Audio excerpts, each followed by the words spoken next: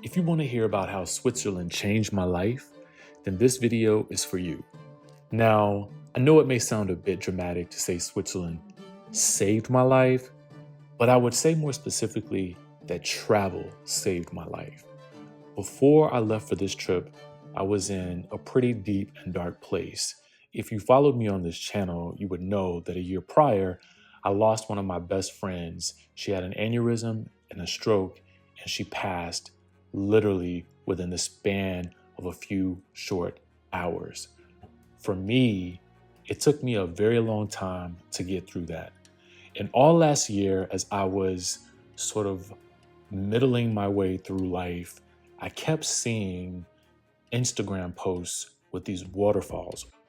And these were beautiful waterfalls in the midst of these mountains and what I know now to be Alps. And everything I was seeing kept drawing me to this place. Now, I couldn't determine if it was the algorithm seeing how I interacted with these posts that made them continue to show them to me. However, I thought to myself, this must be a sign. I must go to Switzerland. Now, just a few facts about this trip before we get started. Number one, I am a black man. I'm a 6'3" black man with a beard and tattoos. Why does that really matter? Well, it's because as I've posted about this trip, I've noticed a lot of people ask about how black and brown people were treated in Switzerland. And I'm happy to tell you, like anywhere else in the world that they should be treated, I was treated as a human, with kindness, with respect, with dignity, and I absolutely loved every minute of it. Now, the next thing I will tell you is that this was indeed a luxury trip. What do I mean by that? Well, when we talked to our travel agent, she asked some very specific questions, and she wanted to know what type of experience we wanted to have. Now, for me, when I'm traveling, I like to consider it a luxury. It could be the smallest things down to the most minute details about an experience that could make it luxury for me or for you. I don't say any of these things with regards to luxury to brag, but mostly just to convey the type of experience that I was hoping for and I actually got.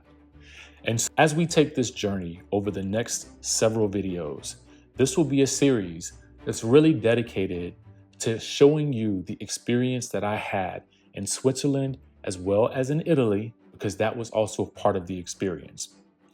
Now, as far as travel goes, I do prefer to travel business class. Again, as I stated before, none of this is meant to brag. It's really just for motivational purposes to show you the place that I was at and where I ended up mentally, spiritually, and physically by the end of the trip. With that being said, this video series will be broken down into two types of videos. The first type will be traditional vlogs, where I take you through the journey of my day. And then the second type will be a recap that occurred at the end of each night. I found doing these very helpful. They kind of served as a little journal for me. And so you will see throughout this series that could end up being quite long. I'm not really sure. It will be as long as I need to make it. And it will show you everything that I experienced, and you will actually get all of my thoughts and feelings.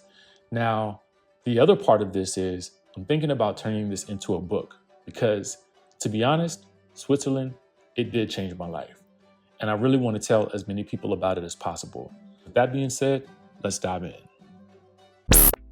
Travel with me to Switzerland. I always say that the vacation begins the moment I set foot on the plane. Now, in truth, I left DC and took a business class American Airlines flight to JFK. Once I got to JFK, I then boarded a British Airways flight to Heathrow. Now, I absolutely love business class because for me, I'm 6'3". So I need all the comfort that I possibly can get for a 7.5 hour flight. Now, this was also a night flight. Again, it's the comfort for me.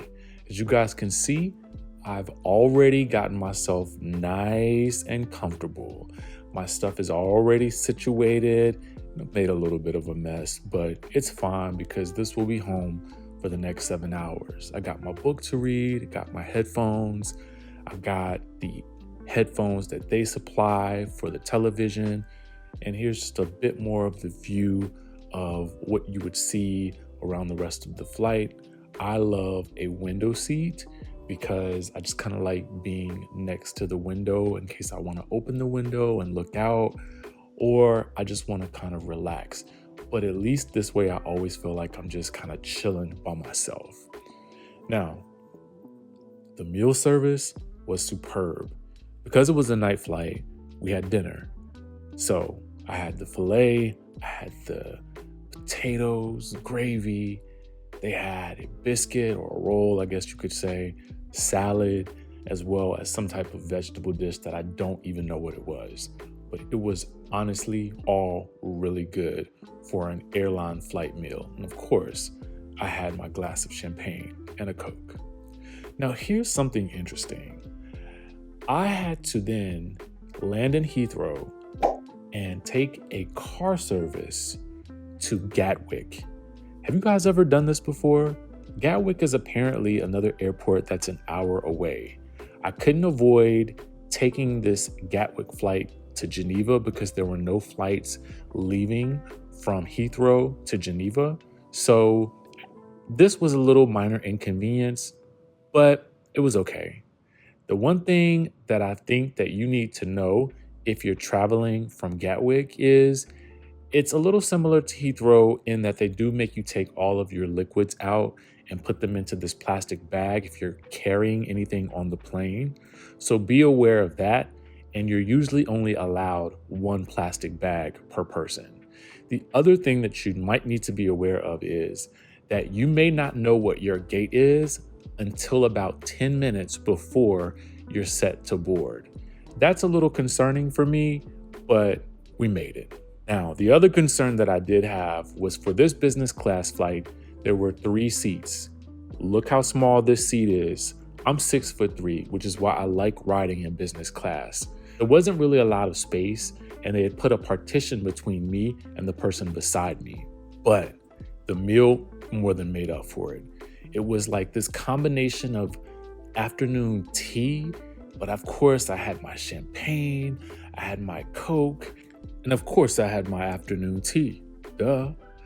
It wouldn't be tea time without a little afternoon tea. Now this flight was probably about from 2 in the afternoon till about maybe 5 p.m. I think. I believe we may have switched time zones as well. It wasn't that long of a flight. It was a pretty pleasant experience once I got past the small seat. Now, I will admit also too, the service on this flight was top notch. They even gave me this little paper cup when I was done and they were done serving so I could still keep drinking my tea. I thought this was pretty nice as well. Once I landed in Geneva, I actually was able to catch an Uber to the hotel.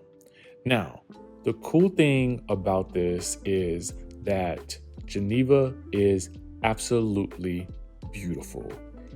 When I tell you, it's always interesting to land in a new city and sort of assess the architecture, look at how the trees are different, how the roads are different, the signs are different, and just sort of absorb it all. I really wanted you guys to sort of capture my experience as I'm riding through and just sort of taking it all in. I wanted to be as present as possible. And this was also another great way for me to ensure that I stayed off my phone, because I really wanted this trip to be about really resetting myself, recentering myself, and escaping the daily grind of social media, work, responsibilities, and really just sort of soaking up the culture and the landscape and the architecture of everything that I was seeing around me. It's all new to me, seeing it all for the first time. is quite an interesting experience, especially when you're doing it alone. Mind you, Aria, my travel partner, she was in Paris at this point and she had not yet gotten there. But it was a nice little ride to the hotel. Now let's actually get into this hotel room. First of all, this hotel was not a part of the package that the travel agent had arranged. Because of the flight that I decided to take, I actually arrived in Geneva earlier than planned, so I ended up booking my own room at this particular hotel in the heart of Geneva, in the city center. And I am so happy with my choice because it honestly had everything that I wanted. I want to also let y'all know that the minibar, you did have to pay for all of those items. I always take note of that when I go to hotels because it really just does say something though about the hotel when you don't have to pay for those items and they're already included in the room. But I digress. It did not take away from the majesty of this room, nor the bathroom. I love this. I absolutely loved this bathroom. The shower head, the tub, which I did not get to use, the towel warmers, everything about it, I felt like was top notch. Of course, got to get the mirror shot, show you guys the sink, and just sort of how everything was, I felt like meticulously designed. I just thought it was just an awesome bathroom. As you guys can see, there's a foyer here, and then there's the main entrance into the actual room itself. And when I tell you I had so much space in this room, I had about 5 jackets and I had space for all of them. How I managed to pack those in my suitcase, I really don't know. Here you guys can see the plug that they had left in the room for me so that I could use because, of course, we're in a different country and Switzerland is not a part of the EU. So I'm not necessarily sure if that's why they have their own sort of electrical plugs or whatever you call them. I honestly, it's like a minor detail for me because I felt like every hotel that we went to, they actually had them already for us, even though I did bring my own. All right, can we get into the bed? Is this a canopy bed? Is that what they call it? Of course, you had your television and all that good stuff, and then have this nice little office area that I just thought was super nice, just in case I did decide to do some work. And of course, they had your coffee maker. You guys can see my passport there. The view outside was really nothing to write home about because it was just a view into the back of the hotel. But they did have a nice little restaurant that I went to for dinner. And this artichoke salad right here, y'all, I had it 2 nights in a row and it gave me life, along with a nice crisp glass of champagne. You couldn't tell me nothing after this. But this duck, listen, y'all, when I tell y'all this food on this vacation was amazing, this is duck in between a layer of mashed potatoes and gravy. And they called it some type of shepherd's pie. I can't remember what the name of it was, but it was delightful. Well, a lot of this is going to be because the menu was in French, but I did recognize that this was duck. So I was able to find something that I felt would satisfy my taste buds and my palate. This was amazing. Seasoned to perfection, but not overly so. All right, this is part 1. Be sure to stick around for part 2 and more of this extravagant adventure. Are you ready to hear exactly how Switzerland changed my life? Well, let's get ready for part 2. I've had a good night's sleep, and the first thing I need in the morning is breakfast. I'm always like this. The cool thing about this hotel is that you can actually hang a sign outside of your room the night before to order your breakfast, and they will send it to you around an approximate time. So if you want it at 7, you can have it at 7. This was amazing. I got my eggs, I got my bacon, I got my coffee, cream, I got all the jams and the croissants and the pastries. Honestly, y'all, this was perfect. A great way to start a fresh day here in Geneva. And then y'all know I had to hit the streets. I'm the type of person that when I go to a new city, I just honestly like to wander around. I usually just ask God to guide me, and along the way, I find amazing little treats. It never fails. I am always where I'm supposed to be. I am always in the right space at the right time. I found a nice little coffee shop near the hotel where I got some great Swiss coffee. It was just perfection for me. And the city, it's just, you're gonna love it. Y'all, I am finally on a little bit of a private street here, and it's giving me a little bit of time to walk and talk to you guys. Switzerland is beautiful. Man, Geneva, I could actually live here. It feels super safe. For those of you guys who may be thinking about visiting here, I'm staying in the city center, and there are literally designer stores everywhere you look. Like there is, I don't know if you guys can see it, Van Cleef. There is so much. There's a Burberry right there. Someone running.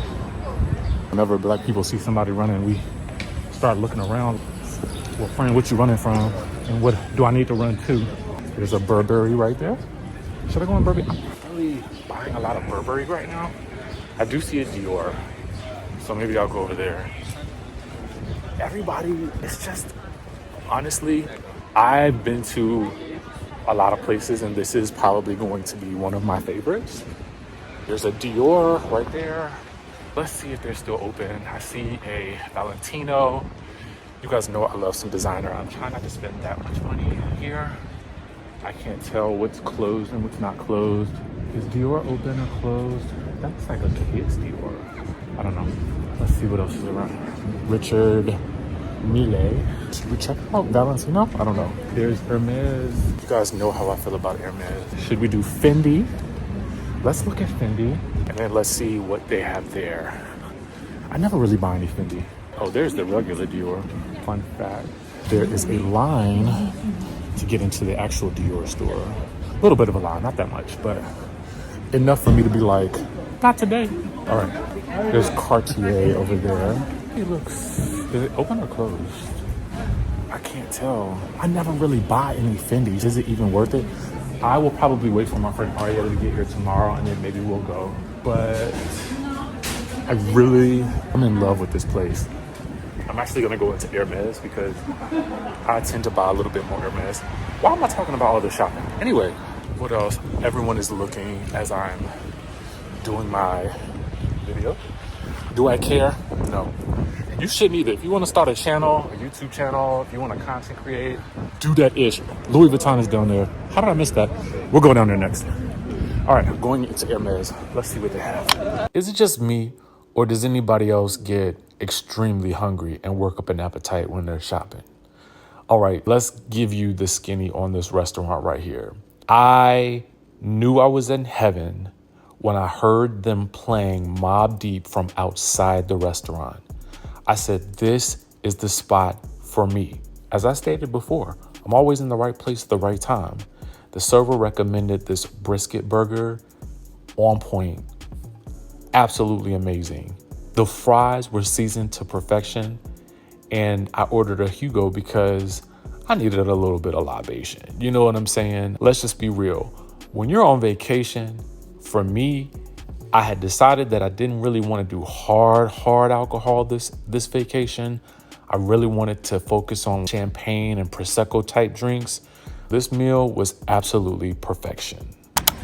Y'all, I am literally walking across this bridge in Geneva, and it is so beautiful. I almost can't believe I'm here. I have no idea where I'm going. All I know is that I am literally just following God right now. Literally, I'm following God because I have no idea where I'm going. I just know that it looks so beautiful here, and I don't know that I want to leave. I don't know that I want to leave. That's really it. Flags over there, I have no idea what they mean. I'm gonna go over to this little stand right there. Look, I want you guys to pay attention to something about this whole landscape. It's given gray outside, right? But something about the city, even in the midst of a gray day, felt vibrant to me. Maybe it was because I was on vacation. Maybe it was because it was the start of my vacation. Maybe it was the exploration of it all, which is really what I want to convey, is that my mindset had totally shifted already just by being someplace new and having an opportunity to explore, to see different architecture, to see the different ways in which people live, to see the monuments, things that I wouldn't have even thought of. And sometimes we're even in our own cities, honestly, we miss out on these things because we're so busy hustling and grinding. But what happens when you are invited into a culture where hustle and grind isn't necessarily the way of life? And I feel like I was being slowly introduced to that culture as I took this walk. All day I've been just letting the Lord guide me, right? There is nothing better than turning the corner and running into, can you see it? Can you see it? The Gucci store and Prada. I'm so silly, but I also am lost. I guess I'll just have to use the Gucci store to guide me. No, actually, I really have no idea where my hotel is. And I'm literally just wandering the streets, and it is lovely. Almost dropped the phone. There's Gucci. Should I go? Should I go? Let's see what time they close. I look horrible. I had a zit on my face, but the shopping struggle is real. It is real out here in these streets. I think I'm gonna wait for my friend Aria to get here tomorrow and then go, because I just ran into not only Gucci but Celine. I think there's a line out here. I can't tell if that's the line for Gucci or not, so we're not gonna go there. But what we are gonna try to do is find my hotel. Oh, Versace. All right, I feel like my hotel is here. I didn't even see Versace last night. Yes, I can tell where I am now. Can you guys see this? This is gorgeous. And then look back there. What in the world?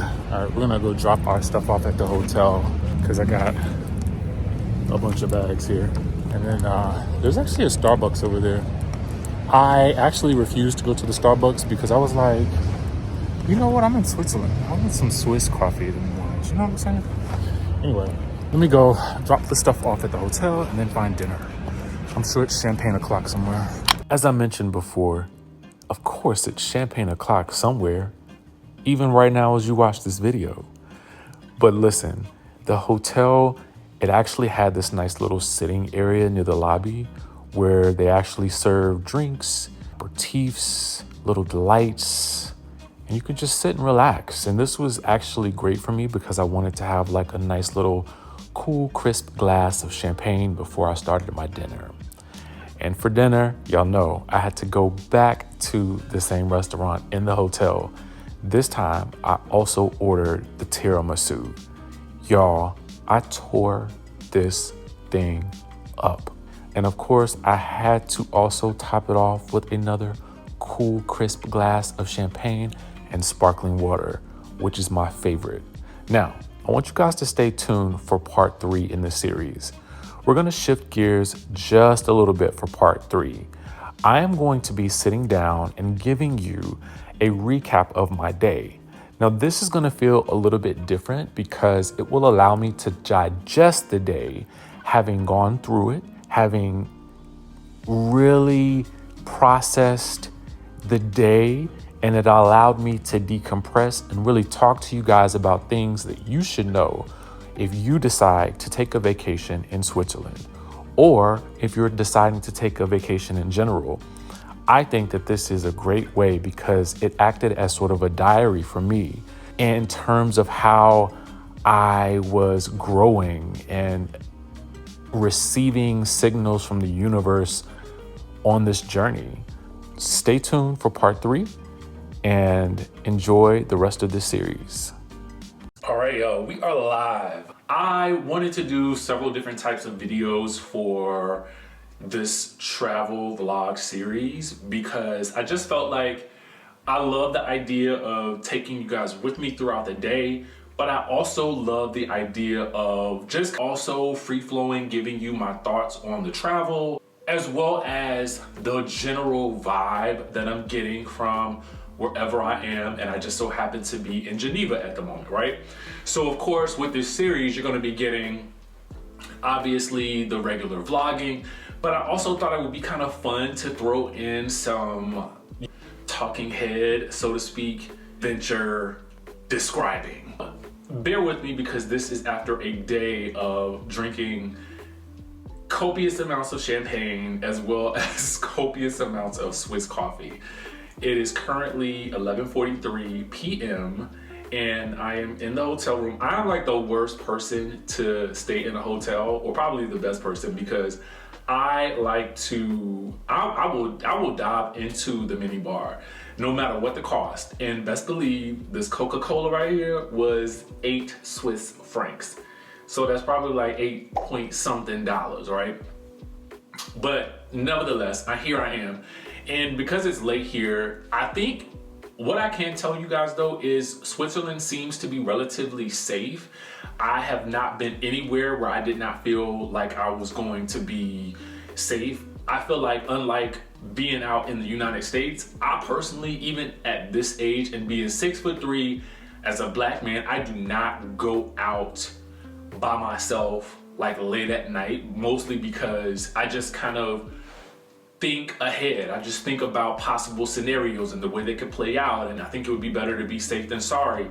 Here, while I haven't really ventured out far away from the hotel, what I can say is that I've seen a lot of people outside walking around, milling the streets at night, and it seems like everybody feels perfectly safe. So that's a little bit, I jumped ahead a little bit, but I did want to kind of let you guys know the vibe, the time of night it is, the time of day it is, as well as what I'm doing right now. So I pulled out the camera and I said, let's talk this experience thus far.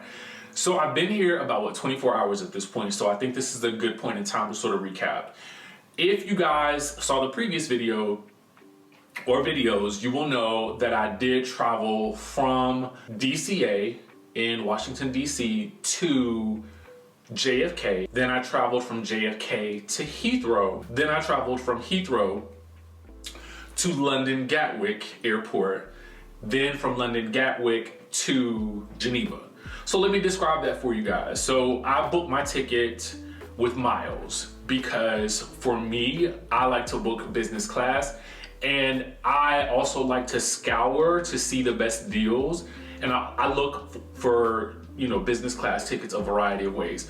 I'm 6'3", so sitting on a plane for that long to me is just, I gotta be like laid back, or I gotta be in the utmost comfort. Now that's just me. I'm a little bit of a bougie travel snob. I'm not even gonna lie to you about that, because I always feel like my vacation starts the moment I board the plane. So get to the airport in DCA and there are mad delays. As soon as I check in, the lady is like, I'm gonna have to change your flight to an earlier flight because your flight has been delayed. Now, when I watched my flight got delayed from 7:50 to 9 p.m. Mind you, my connection in JFK left at 10:25. So she put me on an earlier flight, and Jesus be offense, because lo and behold, that was business class too. Won't he do it? Yes, he will. So get on that flight. It feels so rushed because normally I like to get to the airport early. I have some time to maybe hit the lounge. I love to do all the airport things. I am that guy. I have friends who like to get to the airport at the last minute. That is not me, and those friends would not have made it because they would have been on that delayed flight, baby. Not I said the fly. So thank God I got into my seat. They had a business class seat for me, even with the delay and even with me switching flights, which was, God, I was just so happy.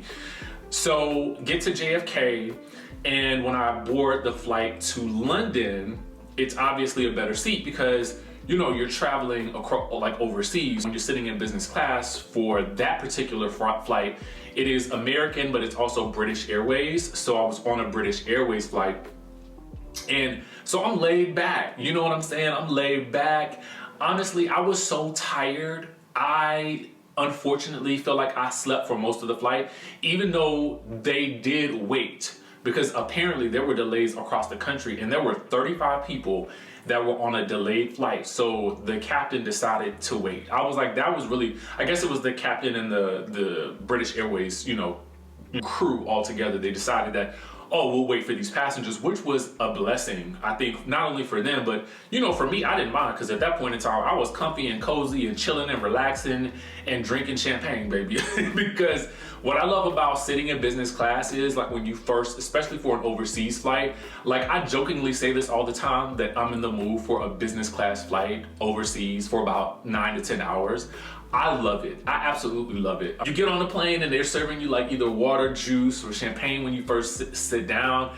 It's just, I just feel like that's how traveling should be, right? So do all that. Now I get to Heathrow. Now Heathrow, I want you guys to know something. When you're traveling through Heathrow, if you do not know this, because I had my carry-on, and my carry-on had my toiletries in it, but I also keep a little small set of toiletries in my book bag as well, so that just in case anything happens. Normally my major toiletries are in my checked luggage, right? And because I was gonna be hopping from city to city, I tried to pack everything in one bag, and I'm an overpacker. So y'all know that was already stressful. Mind you, I just went shopping. I just went and bought all the things. You know what I'm saying? Just running around to the places. How these things are gonna get in my bag, I honestly don't know. I mean, the Lord will be with me. That's all I know. Let the Lord be with me. So anyway, what I will tell you is this. If you are traveling to London and you have a layover there, you will have to, and whether you're going to Heathrow or you're going to Gatwick, you're gonna have to put your toiletries, your liquid toiletries, you're gonna have to take them out of your bag, wherever they are, and you're gonna have to put them into these little plastic baggies, right? Now, I don't know why that is. I've never experienced that anyplace else except for in the UK. So just kind of beware of that. So that did take me about 30 minutes because I had to sort of compile all these things from different places, which was a blessing that I had at least 4 hours. But I needed those 4 hours because I also had to leave the London Heathrow Airport. So I had to get my bag from baggage claim, and then I had to take a taxi, which was about $140, I think, no, actually maybe $160 to get from Heathrow to Gatwick, because Gatwick is about an hour away from Heathrow. I didn't mind it per se because I did feel like, you know, I actually put my location services on so that my, you know, the people that I'm closest to would know like where I was in case my cab driver turned into somebody that I watch always on Criminal Minds, okay? So I just wanted to be sure of that. So then I get to the airport, and I sit in the seats, right? The seats, it's like 3 people that can sit there, right? In the first or business class, but what they do is in that middle seat, they put a partition there, so you technically have, only 2 people can sit there, right? And the seat space is a lot smaller, so I couldn't even lay back, right? But what I will tell y'all is that doggone afternoon tea and crumpets was hitting, baby. It was hitting, all right? It was hitting, okay? So I had that, I had some champagne, I had Coca-Cola, I had me some tea. I mean, I did all the things. I ain't even gonna hold y'all, I ain't gonna even lie to y'all. So anyway, get to Geneva, and Geneva is honestly probably, it's just beautiful. It doesn't look real. There's mountains in the backdrop of this ultra clean and crisp city. Everybody's milling about. It's kind of cold here, but not super, super cold. So you would need a jacket if you're here in March. You need a jacket, a hat, and coats. Of course, my overpacking, but I brought like 4 coats. Where am I wearing all these coats to? Well, 1 coat is because we will be sort of hiking in the mountains in a couple of days, so I wanted to make sure I had something for that. I can also tell you that I was so jet lagged when I got in. that I slept until about noon today. Didn't set my alarm, so I'm gonna set my alarm for 6:15 in the morning. I wanna experience every drip drop of Geneva that I possibly can, and plus I need to actually pack my bags. Overall, again, the vibe of Geneva to me is actually of a place that I don't wanna leave. I could live here, to be honest with you. I just feel I have found that the people have been very nice and friendly, even though they're speaking a lot of, I guess, maybe Swiss French or French, I should say. And for me, I don't know French like that. I know bonjour, bonsoir, oui, merci. That's the extent to my French.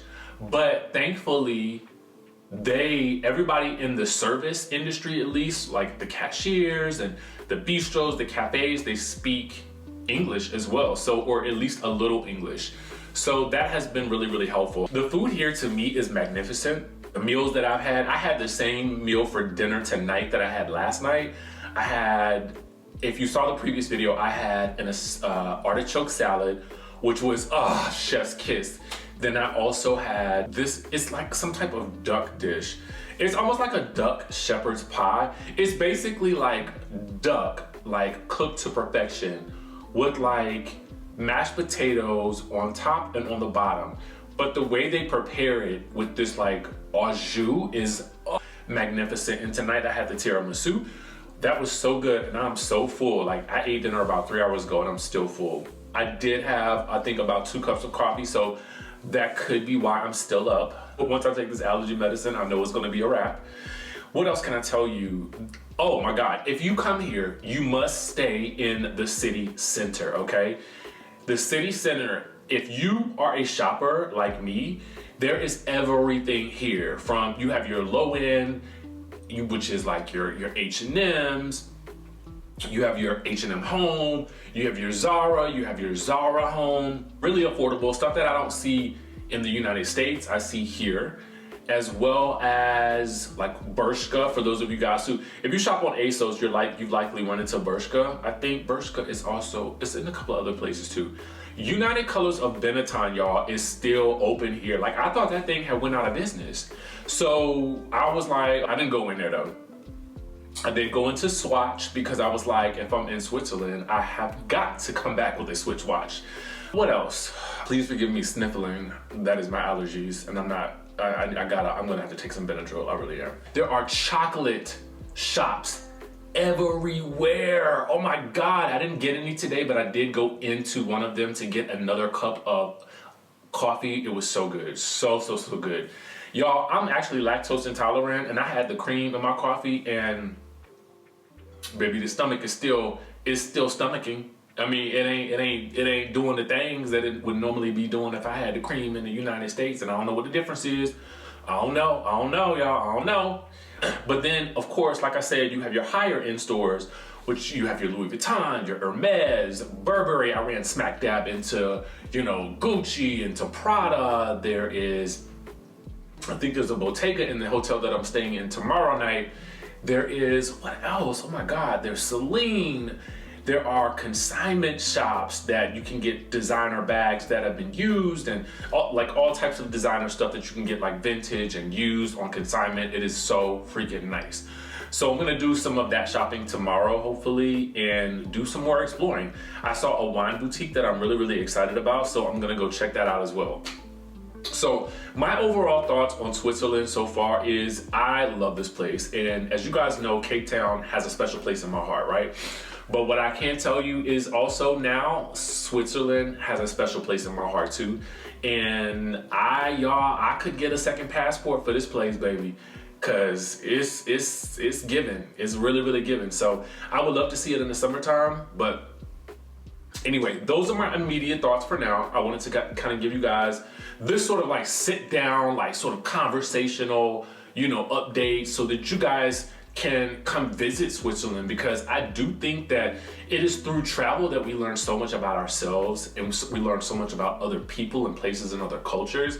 And when you learn those things, it helps you grow as a person as well. So that is where we are with this trip to Switzerland. I will let you guys know more as we continue this journey. So make sure to subscribe to this channel if you haven't already done so. Like the video and be sure to look out for the next part in this series. I think it's time for a cup of coffee. That's how I started my day, at my favorite little coffee shop where I was also able to get my favorite little pastry. I love starting my day this way. And then it was time to actually move from the hotel where I was to the hotel that the travel agent booked for me. Now, I was at another hotel located in the city center, if you've seen the previous vlogs, but now it was time to move into the Hotel Metropole Genève. When I tell you that this was such a luxury, and the great thing was it was close to the city center, so it was close to the hotel where I was and also close to all of the fabulous shopping located right in the heart of Geneva. Let's take a look at the room. We have another room tour. The entire wall is mirrors. My suitcase, they brought my suitcase up. I'm gonna need some more Swiss francs because I keep giving these people $20 bills and I'm like, I need to start asking for change. Anyway, today's outfit. I actually picked this shirt up from Zara yesterday. I'm wearing my favorite baggy jeans. I have the Bottega hiking boots because we're supposed to be doing some hiking in the mountains. This room right here is everything. It's the Hotel Metropole Geneva. And it is beautiful, just beautiful. Everything is honestly like right here. You can see it. It's not like the other hotel I stayed in that was a bit more like roomy. But as you guys can see, I've already hung up multiple jackets. Why did I bring so many jackets and hoodies? I will never know. You got your safe right there, which is really, really nice. This is so cute. They got your little shoe horn for your shoes. They got this little brush. I don't know what that's gonna brush, but whatever. All the things, of course, all the things. All right, let's see what else we have here. I am in love with this bathroom. I love that I can just see in it. I can take a shower and be looking out the window at the same time. You've got your little sink here. This is so nice. Oh my God. Your electrical appliances, they have like these scales in all the rooms. I guess they say, like, you know what, if you want to eat here all you want, and if you want to get big, we're going to let you know how much weight you gained on this vacation. I love it. I love it. You got obviously your good mirror there, this bathtub. I love a space with an actual bathtub. You got your robe. And then let's see what's inside of here. Pull this open. And of course you have your private little throne room with your telephone right there, just in case, I guess, want to make a call when you get there. I'm doing your thing. Anyway, you got your little mini bar right here. You guys can see I am definitely doing breakfast in bed tomorrow. I love that you can tell them what time you want your breakfast. I missed this in my other hotel. They did the same thing, but I love it. I love it. Technically, I could still order breakfast, he said. You've got your coffee machine here. So fancy. I have no idea what to do with it, but I want some coffee. There's no telling how lit I'm going to be later because I also want some more Swiss coffee as well. You got all of the teas. Whatever tea you want, you got it right here. I don't know what's in here. Oh, yes. All the things. The things are here. Look at this Olivia Pope-sized teacup. Perfect for tea party. You can also have your espressos, your double espresso. Is this an espresso? Oh, this is an espresso. Oh my God. That is so nice. Oh, I guess you gotta put some water in here in the back. Then, guys, y'all, look at this. First of all, the fact that this room it has got to be a whole, I don't know, maybe like 20 feet tall. I don't know, I'm very bad with all that. But anyway, I'm 6'3", and I still got that ways to go. That's pretty spacious. You have your little writing desk right here, so you can do some work. I'm doing none. And then this view. Look at this view. You see the water shooting up? You guys can see it like right there. Of course, the park, the People are out. It's actually a really, really nice day. It's kind of cool, but I think you can actually, oh yeah, you can actually open this window right here. This, guess it's your heat source. Look what they have. Look at this. What's in here? Oh, it's tied. What is this? Chocolate. What is that? Velvet and oranges. Nice little sitting area here. And look at this bed. I'm like in awe.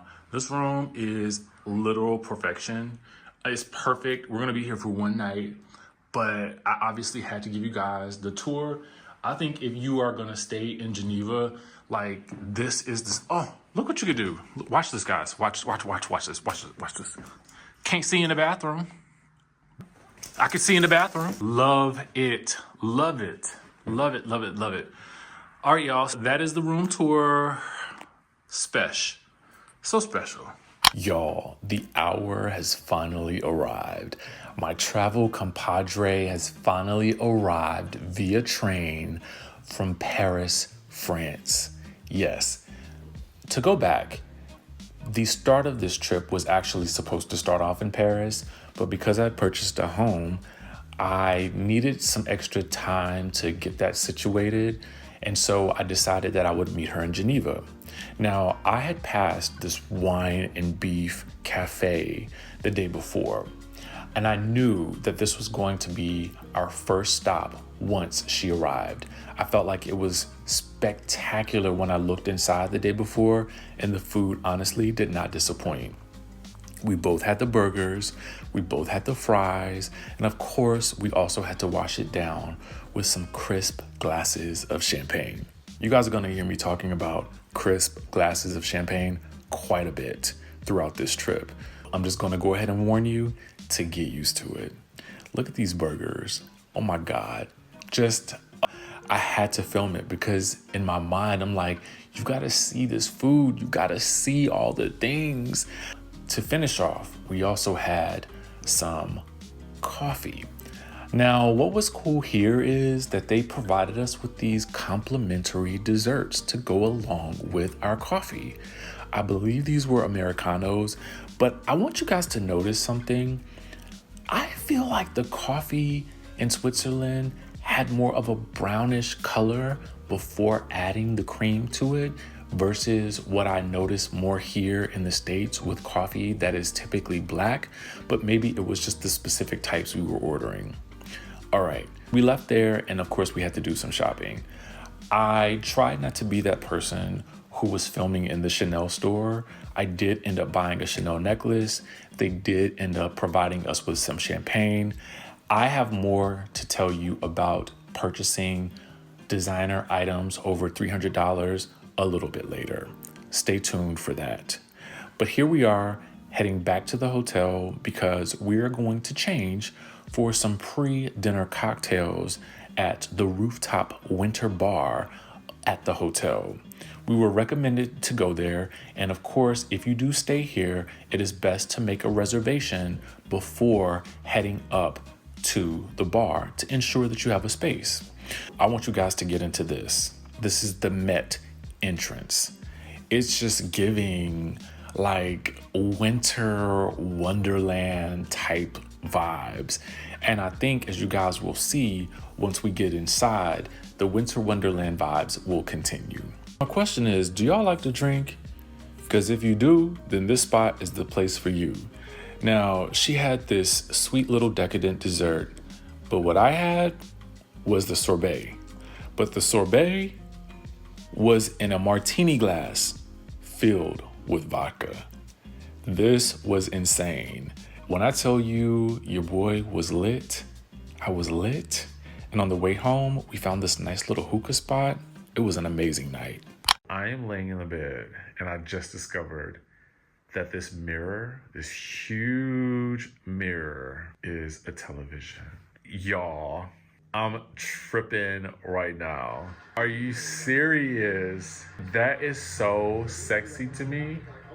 I have no idea what is playing right now, but wow, this is so neat. What in the world?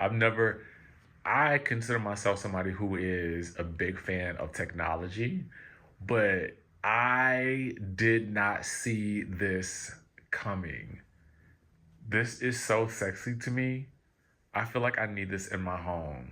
Wow. I just had to show you all this because I was like, this is crazy to me. Am I the only one that hasn't seen something like this?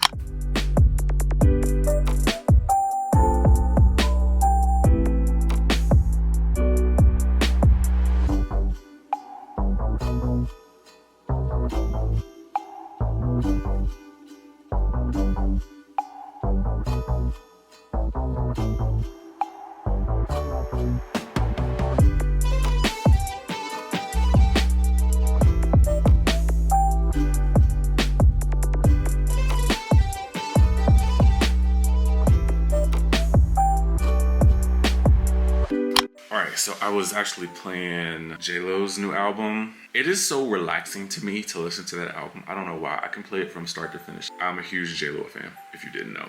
Anyway, I am still here at Hotel Metropole, Geneva.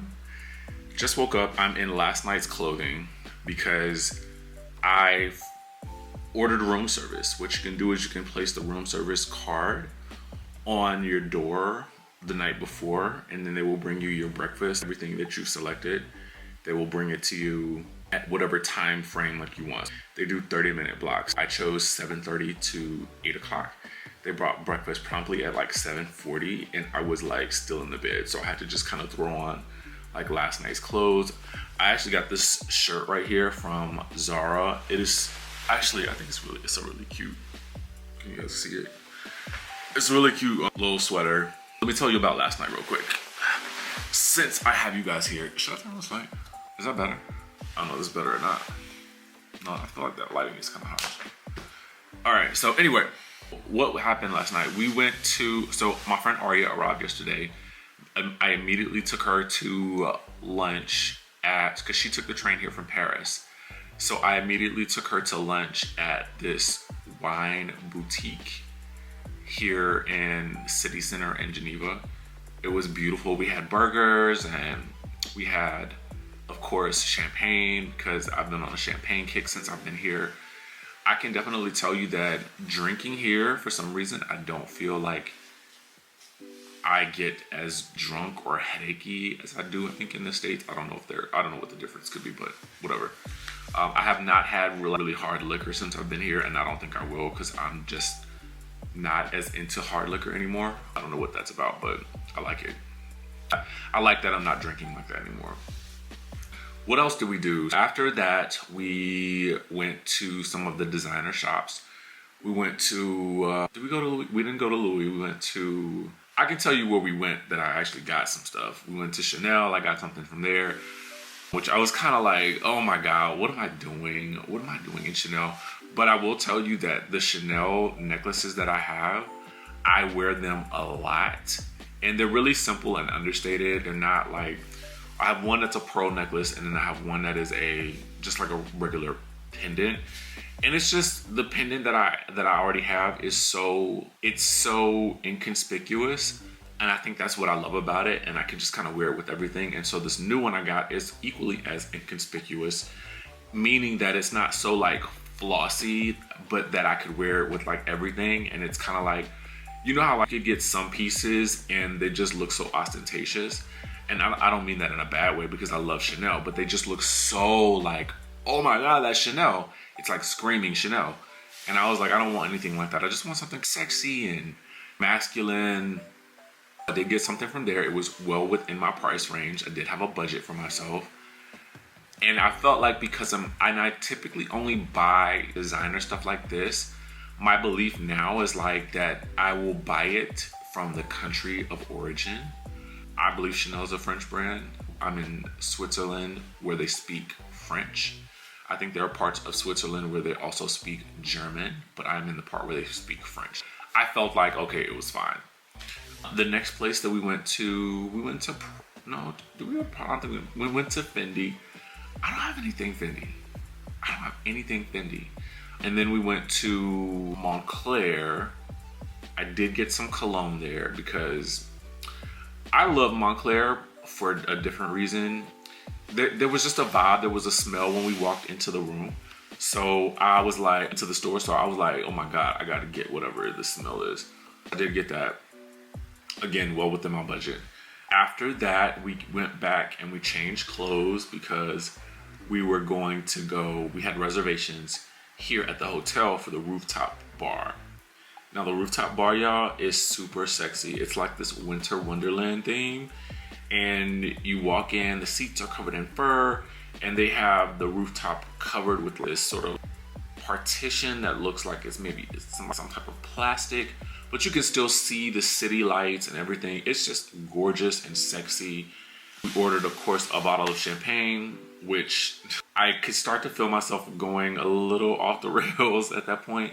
And then they gave us shots of something blue. It looked like, honestly, Hypnotic. We kind of joked that it was Hypnotic, but I don't think it was that. With like berries. It was really, really good. From there, and we did change for dinner. From there, we took an Uber to a spot that my friend Aria had made reservations for. That was fun. It was very well.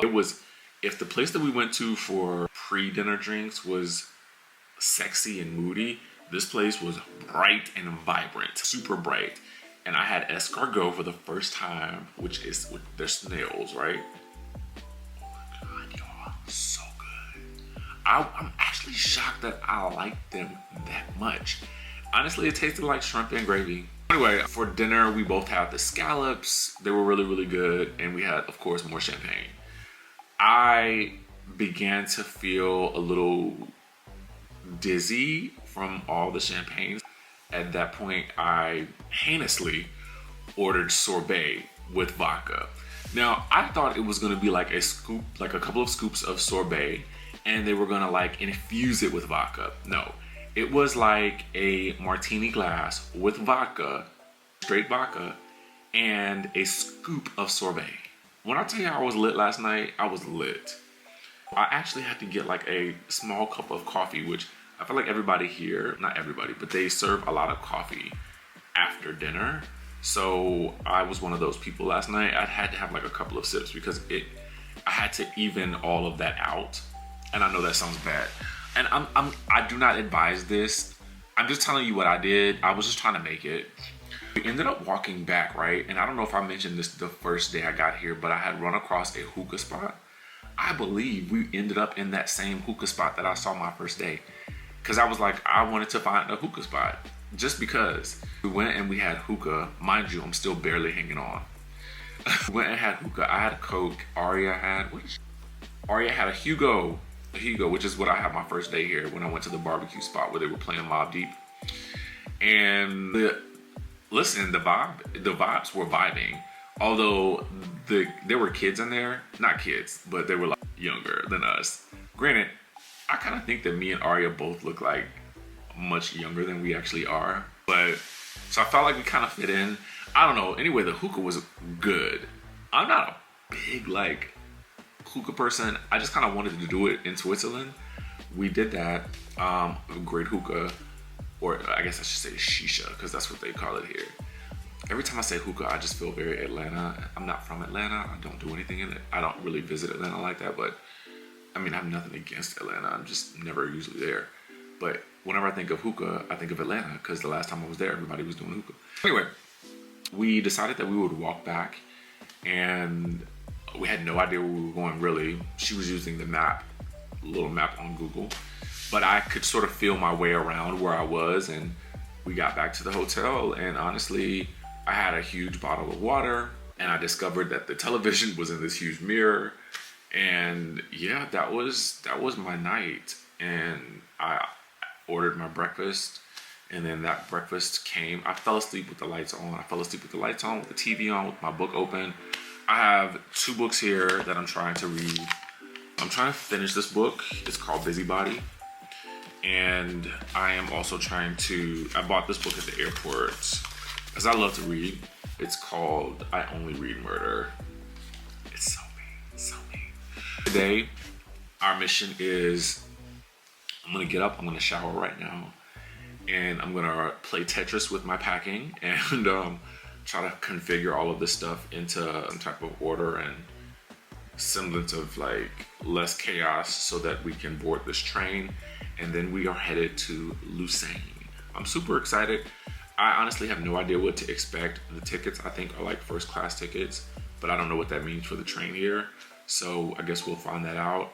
The difficulty with traveling from location to location like this is that you want to travel with as least bags as possible, but for somebody like me, and I think somebody like Aria, who we are both like want to kind of change for dinner and stuff like that, bringing so much, I think we both have like 4 jackets each. So it's kind of like, how do you pack all of these things and your suitcase ends up being 900 pounds and you gotta lift it and hoist it and get it to all these different places?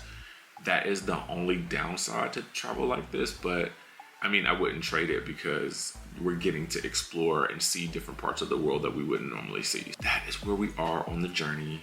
I don't know what part this will be for the video. I will just have to wait and see when I do my edits.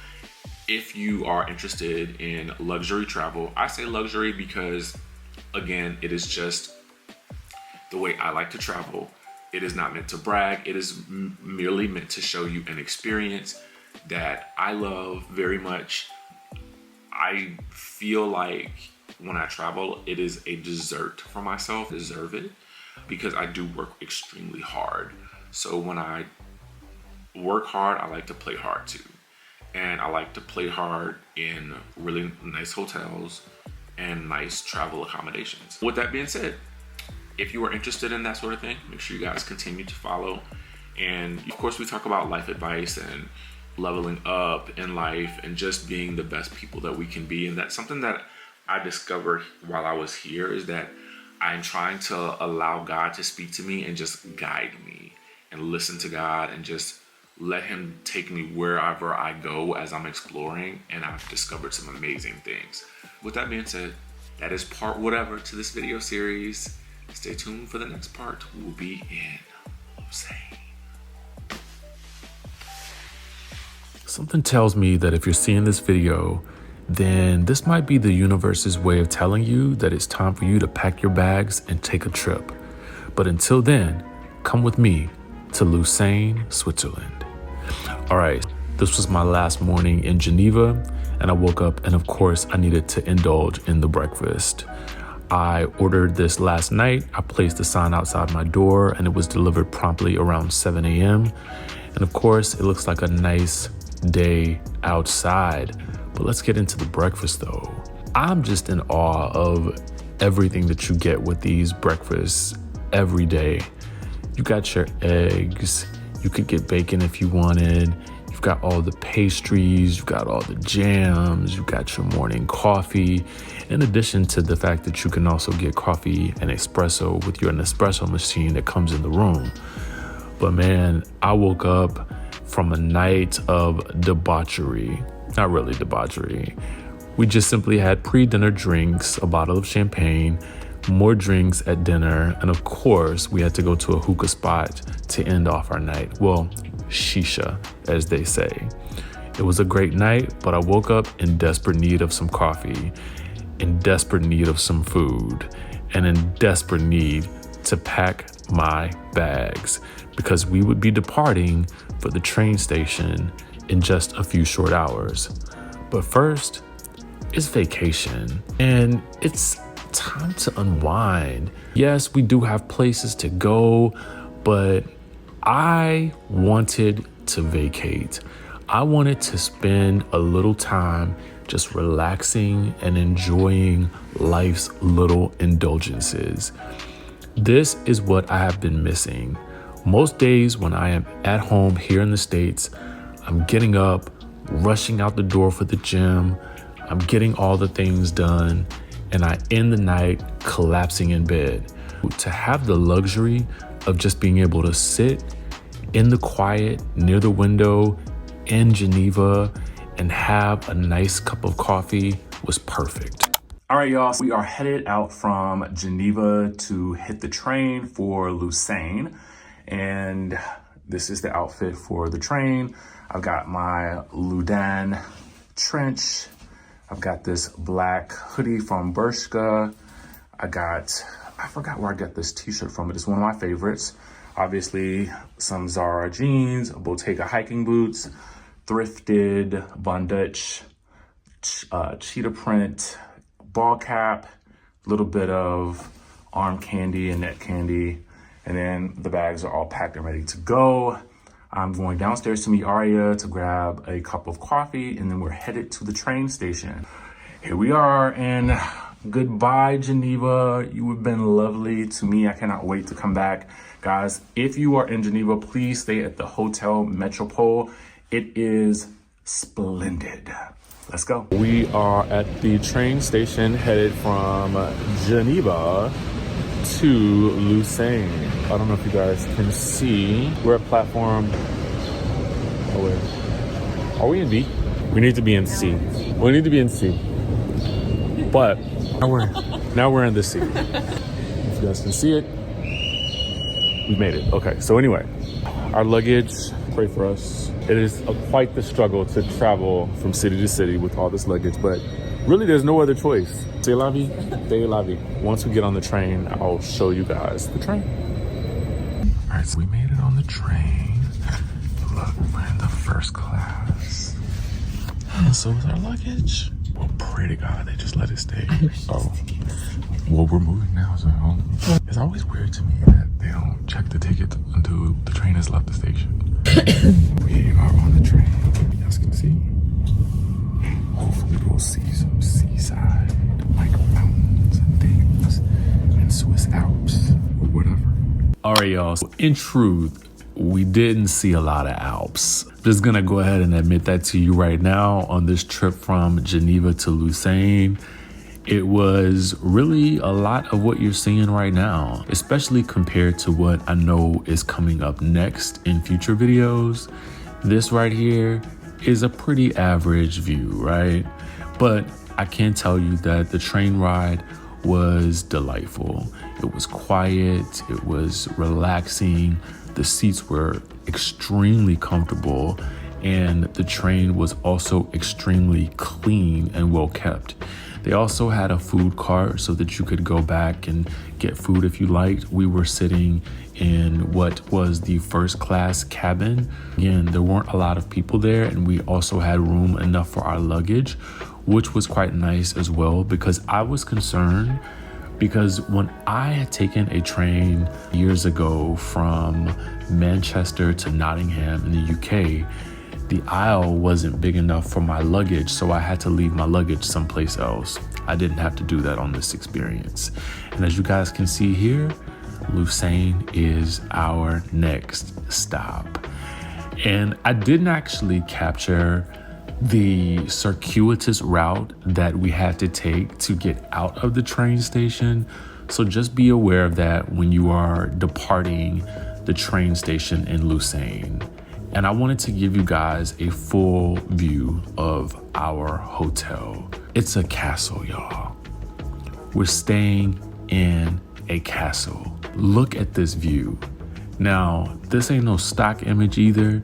This is a view that Aria took with her phone, and I fell in love with it. All right, this is Hotel Chateau Guichet. This is where we are staying here in Lausanne, and when I tell you it's a castle, it is truly a castle. Is it not beautiful? All right, y'all, so we are in Lausanne. We took the train, and we are staying in a literal castle. You can't see it, but I'm gonna show you the spires for the castle in a minute. But y'all, this hotel is so fabulous. We are sitting here. We can't check in until 2. We're sitting at the bar, and it is just, look at the bar. Isn't that bar gorgeous? The bar is gorgeous. But when traveling to Lausanne, what I can tell you is it's maybe a 30-minute train ride from Geneva to Lausanne. We had a lot of luggage. I think if you get like a first class or business class seat on the train, it's probably better if you have like some big luggage. We were able to kind of sit our luggage in the seat area, and then we sat on the opposite side. It was not packed. It was relatively quiet and chill. Then we had a little bit of trouble figuring out how to get out of the train station and find a taxi cab. That took a little bit of exploring. We kind of did a little divide and conquer where Arya stayed with the luggage and I kind of ran around trying to figure out the exit. Once we figured out the exit, we caught a taxi from the train station. It was probably like 45 minutes. So it really wasn't long. So that was really, really nice. We checked into the hotel. I swear to you, it is literally a castle. It is right on the water. It is right by the docks. I'm definitely doing some photos out there. And y'all, it's just, I have no complaints. This is such a beautiful experience. I can't even wait to see what the rooms are gonna be like. I hope our rooms are overlooking the water. And Lucerne is just beautiful. It just, honestly, it feels like another world here. And I am already madly in love. Right, so we have everything here. You use your key card to access the lights. And then we have our closet space here, obviously. Cute. And then obviously the bed, the living space, cute little desk setup. Love this lamp. Got your mirror right here. And then you've got your view of the lake. That is honestly stunning. Stunning. Like, I feel like the camera doesn't really do it justice. I think because this is a castle and we're on kind of like the top floor, I think we might be in one of the spires. But we got all the things you need with your television, nice, huge bed. And then this bathroom is kind of cute, right? Here you actually have an even better view of the lake. I love it. I absolutely love it. You got the mountains over there. It's a little overcast today. Mirror action right here. Mirror action there. You've got all of the things that you need. All of your toiletries. You have your throne here and towels, and you have a nice shower here. I love that the shower is all inside. You can't get the extra wetness on the floor. You also have your floor mat. Let's see, what else? You've got some little gifts right here.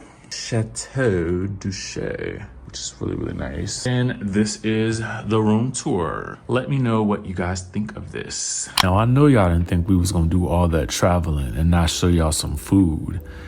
We had crepes for lunch. Y'all, I was not expecting the runny egg, but it was actually kind of good. Then next we stopped at a pastry shop to get pastries and coffee. It was absolutely delightful because once we got outside, it was time to do some exploring around Lucerne. All right, y'all, the beauty of Lucerne, especially with our hotel, or rather our chateau or our castle, is that it was right on the water. Literally, you could go outside, turn the corner, and you were right there on the lake. It was spectacular.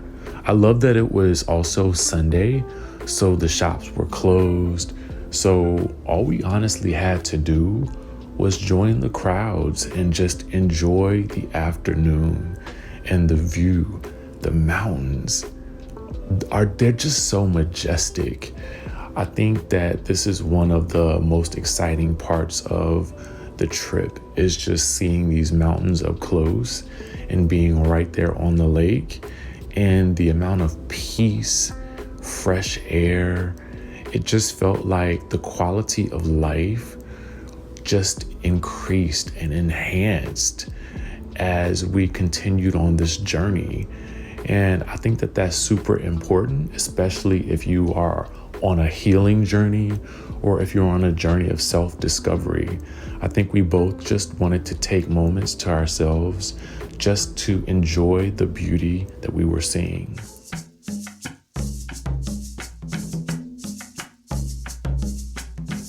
So we are in Lucerne, Switzerland. Let's talk a little bit about Lucerne and this castle that we're staying at. First things first, we took the 11:30 a.m. train from Geneva to Lausanne, right? So I think it was about maybe a 30-minute journey. I think that the thing that you probably need to know the most is that if you decide to do this sort of travel from city to city, it is super easy. We have really heavy luggage. That's probably the worst part of it, is sort of lugging this luggage around. But traveling from Geneva to Lausanne, super easy, super quick. Enough of a ride to see some, you know, nice little sights. It was a double-decker train. We did sit at the bottom because we didn't want to lug our luggage to the top. People were racing to the top. We did sit in like business or premium seating. We used a travel agent whose information I will place in the description of this. If you are looking for travel to Switzerland, it would be my recommendation to, if you're not gonna watch this video, is to use the travel agent that we use, because she has gotten it so amazing. If you guys hear a little noise in the background, that is actually because, again, we're in a castle, or what used to be a castle, right? I mean, it is immaculate. It is immaculate. And I am in one of the rooms at the top, and the window is slightly open, letting in a nice little breeze, because I like it to be cold when I sleep. And you can hear literally the waves from, I believe this is Lake Geneva. And it's just beautiful, man. It is so nice to be able to look out and see the ocean and the Alps, you know, literally right outside your window. It is beautiful. So we get to Lausanne, and Lausanne to me definitely feels more maybe small town, local. That may not be the correct terminology, but I'm just giving you my feelings about it. And I think whereas Geneva felt more, I would say, cosmopolitan, this definitely feels, it just kind of feels like really European. That's the best way that I can put it. The architecture is amazing. I feel like everywhere we have been here, I'm gonna let you guys know, like, everybody has been friendly, super friendly. You know, anyone that works in service has been super helpful, super nice. And maybe it's because, you know, me and Aria, who I'm traveling with, we both have a very similar disposition, which is just that of like, we try to put out good energy as well. So maybe that's what's coming back to us. But I generally get the sense that people here that work in the service industry really just want to provide good service. And another thing that I did notice here is when we got lunch, like, no one was on their phones. You go to eat in the States and it's like half, if not 90% of the people are on their phones at the table together. But no, everyone has been, like, when I've been out, I've seen, of course, occasionally people are on their phones, obviously, but for the most part, like here in Lausanne, I feel like the restaurants are alive with people actually just having conversation. They're laughing, they're talking. We got here, we checked into the hotel. The room wasn't actually ready when we first got here, so we did have drinks downstairs in the lobby. I've had copious amounts of caffeine, which is interesting because it hasn't had the same effect on me as it does when I'm home in the United States. Maybe there's something a little different about the coffee here. I'm not necessarily sure, because even when I get the coffee black, it doesn't feel, it seems like the coffee ain't really black. It seems like it's brown. And I know that's a really interesting color distinction, but it also, I feel like, is reflective of the taste. I feel like coffee here is not as bitter as it is in the States for some reason. I don't know, that could just be me. I noticed that I'm also lactose intolerant in general, and I have been using cream in my coffee and I've been totally fine. I've had zero gastrointestinal issues the entire time that I've been here. Today for lunch we had crepes with, mine had cheese and an egg as well as chorizo. Amazing, completely, like, it was so amazing. We were able to walk around Lake Geneva and the sights. It's just beautiful. And to see the people outside just walking around, you see people running. This place just feels so alive, but in a very different way. It doesn't feel so technology focused or driven. It feels people driven. Does that make sense? Let me know in the comment section if that makes any sense, because I know I'm giving you guys my general feelings with these sorts of videos. I think it's super important for me, at least for what I'm trying to do, to give you guys not only the sort of vlog style experience, but I also want to give you the conversational recap for the day, simply because I do think that my reflections here will give you more of not only the visual that you get with the vlog, but also the sort of interpersonal feeling that I got, right? I was a little annoyed that my room wasn't ready at first, because it wasn't ready for quite some time, but it could have been because somebody was checking out and they wanted to make sure that it was clean. When I got into the room, I can tell you that this room is spotless, okay? And what I love here that I don't always get at home is the little mini bar is complimentary. Like, I'm not paying anything additional. When we booked this trip, when we booked it through the travel agent, all of the hotels, we've already paid for everything in advance. So they do take the credit card for like incidentals. I guess maybe you want to get a drink at the bar and put it on the room. I really don't know, but then it's refunded back to your card if you didn't spend anything extra. And so to enter the hotel room and to have like, there's a whole box of tea here, like different types of tea, like the type of like when you go to a restaurant and you say, can I have some tea? And they say, well, what kind? And you're like, oh, well, I don't know, what do you have? And they're like, well, let me bring you the box. The camera is sitting on top of the tea box, literally. There's obviously a coffee and espresso machine, and then there is Coke and water to drink, and I think there's even like a beer in there. I ain't even a big beer drinker, but because it's in there, baby, I might just open it, okay? There's a writing table here. I would consider it a writing table because I feel like this would be the perfect place to come and like finish my book. If I was like, when I start my next book, or as I'm writing my screenplays, or I've got some work to do for a screenplay that I'm working on now, but I think it's the perfect place to just sit and write.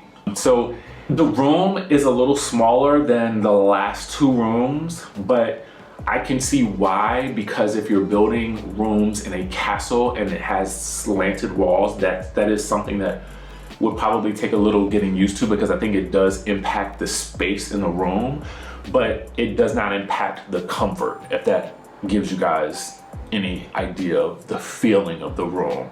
You would have seen, if you've seen the room tour video for this vlog series here in Lausanne, then you'll know exactly what I mean. It is indeed a castle in every sense of the word, but they've updated this castle, and it's nice. It's really, really nice. Obviously, I have my own room. Aria has her own room. You know, we could have actually roomed together. When she was initially booking the trip, she had booked it to actually room with another friend of hers, and then I was gonna have my own room, and later on in the trip there will be more. But honestly, for me to have my own room on a trip, it's kind of nice because me and Aria, we talk all day long. We just left a pizza place for dinner, and we had so many good conversations, and I just feel like there's always new stuff to talk about every time we sit down and have a conversation. I love having a friend like that. But it's also nice to be able to kind of come back to the room and decompress. I have not turned on a television. Well, I did turn on the TV in Geneva on the last night, simply because the TV was built into the mirror, and I was like, I don't even know what I'm watching, but why not, okay? But yeah, so Lausanne to me, day one it's been interesting, because I did need a period of downtime today, and Aria, she continued to explore, you know, walk around, and I just needed a minute to like gather myself, because I feel like I had been just going and going and going, and then collapsing each night. And so it was nice to kind of have like a couple of hours downtime. I am gonna go to the spa tomorrow. We have a wine tour tomorrow, so I will definitely have a lot to tell you about for that. I'm gonna obviously vlog it, then obviously come back and give you guys the experience. But so we have that tomorrow. They're coming to pick us up at 10, so I want to get up at like 7 and maybe do a little bit of work. I said I wasn't The work that I'm doing right now, obviously this is work, but for those of you guys who are familiar with my news channel, I may watch Married to Medicine and recap that. I'm not really sure. I really wanted to stay consistent with that because the reunion is happening, but that's for the reality TV folks. This all is all about travel. So I may get up in the morning about 7, do some work. I think they have a gym here. I did bring workout clothes. I have not worked out, so I may do that. And then they come and pick us up for our private wine tour at 10 a.m. And that is for, I think, about 3 hours. So afterwards, we talked about doing the spa, which is like they have a sauna. I think you can get massages and that sort of thing. So I think that'll be tomorrow afternoon and evening. It'll be just kind of like more relaxation than anything else. So yeah, I mean, that's day 1 in Lucerne. I hope that if you have watched this vlog, I hope it inspires you to come to visit Switzerland, because especially for people who look like me in terms of like, you know, Black people in general, what I love about, and I hope that anybody who's watching this, any nationality, race, whatever you are, is that when you come to Switzerland, my experience has been that everyone is welcoming. And to feel how I have felt here it's super impactful to me, super impactful. And I think when you experience this, you leave a changed person. And I wanted to do this because I just wanted to hopefully inspire somebody to travel to someplace new and discover something that maybe you never had seen before, or maybe you just saw it on Instagram, because that's what happened to me. I kept seeing Switzerland all last year, and I believe in the power of manifestation. I believe in abundance, and I knew I would be here. So that's it for this vlog. Make sure you guys are subscribed to the channel if you haven't already done so. If you are watching this, whatever medium you're watching this, hopefully you'll continue to watch the series. We have literally several more cities to go to. We have like at least, this is a couple of weeks of travel. So I'm super excited to start posting these. What I've decided to do is I'll post after I leave the city. I think that's just probably the smartest thing to do. Back to day 2 in Lucerne, Switzerland. Today's adventure, a luxurious wine tour. But first, a quick get ready with me, breakfast, and we're on the road. All right, y'all, we are headed down for breakfast. Got ready today, little neck candy, little arm candy, nice little ASOS sweater. I thought would be really nice for the cold weather here. And tried to shape up the beard today. I don't know if I did a good job or not. It's always a struggle when you're traveling. And then obviously pull the color a bit off. That's what we're giving today. Headed down to breakfast, and we're gonna get this day started with a good meal before we head to the wineries. I'm excited. Now, if y'all aren't familiar with me by now, then my first stop is gonna be breakfast. And what is breakfast without a little view, baby? But before we get into that, let's talk about this meal. We got everything I need. I got my eggs, bacon, salmon. I got my pastry, my fruit, my cheese, prosciutto, and deli meats. It's just divine, man. And look at this. How luxurious is this? How luxurious it is to just look out the window and see a lake and these mountains, and to know that we're having breakfast in a castle. It's just mind-blowing to me. And I have to tell you guys, the service, exquisite. When I tell you they are at your beck and call, it's quite amazing. Of course, my breakfast compadre, she has her cute little plate. I just think it's so adorable with her little fruit. It's so glorious. Let's get into this day. So excited. Also excited. Have you been outside already? No. Oh, I thought you too. I was like, That was from my window. What kind of earrings are those? The black ones. the black ones? Mm-hmm. I got these when I was in Bershka. They look like Tiffany. Oh. Tiffany makes that tea. Oh, really? I just thought it was a cross. I was like, they look like... How was your night of rest? Yes. Except, what to tell you a message about the tea this morning. First of all, y'all were cracking me up. But I like sat in my little chair by the window, had a little cup of tea, took all those pictures. I was like, I love this. I got in last night and I was like, I looked inside and there were indeed herbal teas. I was like, oh, this is perfect for nighttime. Yep. I made myself some tea and I read. I read too. I read a little bit of my book and then immediately passed out. Oh, I'm saying, I again fell asleep with the book open, the lights still on. We are on our private wine tour. We're headed to the wine tour, I should say. Car. There's Aria. See her. Look at Lake Lemon. And those are actually French Alps. Not Swiss Alps. Just learned that. Been saying that wrong. I love it here. Some of this reminds me a little bit of like how Cape Town is situated. Just kind of the way the houses are built going up the hill. Y'all, can we just get into this view for a second? I mean, here we are riding up the side of this mountain, and the vineyards are all along the side of the road as we travel further and further up into the mountain. Now, this wine tour is going to be interesting because what you're going to see is this place where they actually grow the grapes. We're going to learn a little bit about the soil. We're going to learn a little bit about the process for which they grow the wines, the seasons. We're going to learn all of that. So today's wine tour is going to be a bit more educational. You're also going to get some views. You're also going to get some wine. But I think first, we're going to listen to our guide give us a little bit of backstory on exactly how this vineyard came to be. And the site is, we are not allowed to build new houses. The only new construction we are allowed to build are for the population, like a hospital, a school, or that kind of things, but not private. Wow.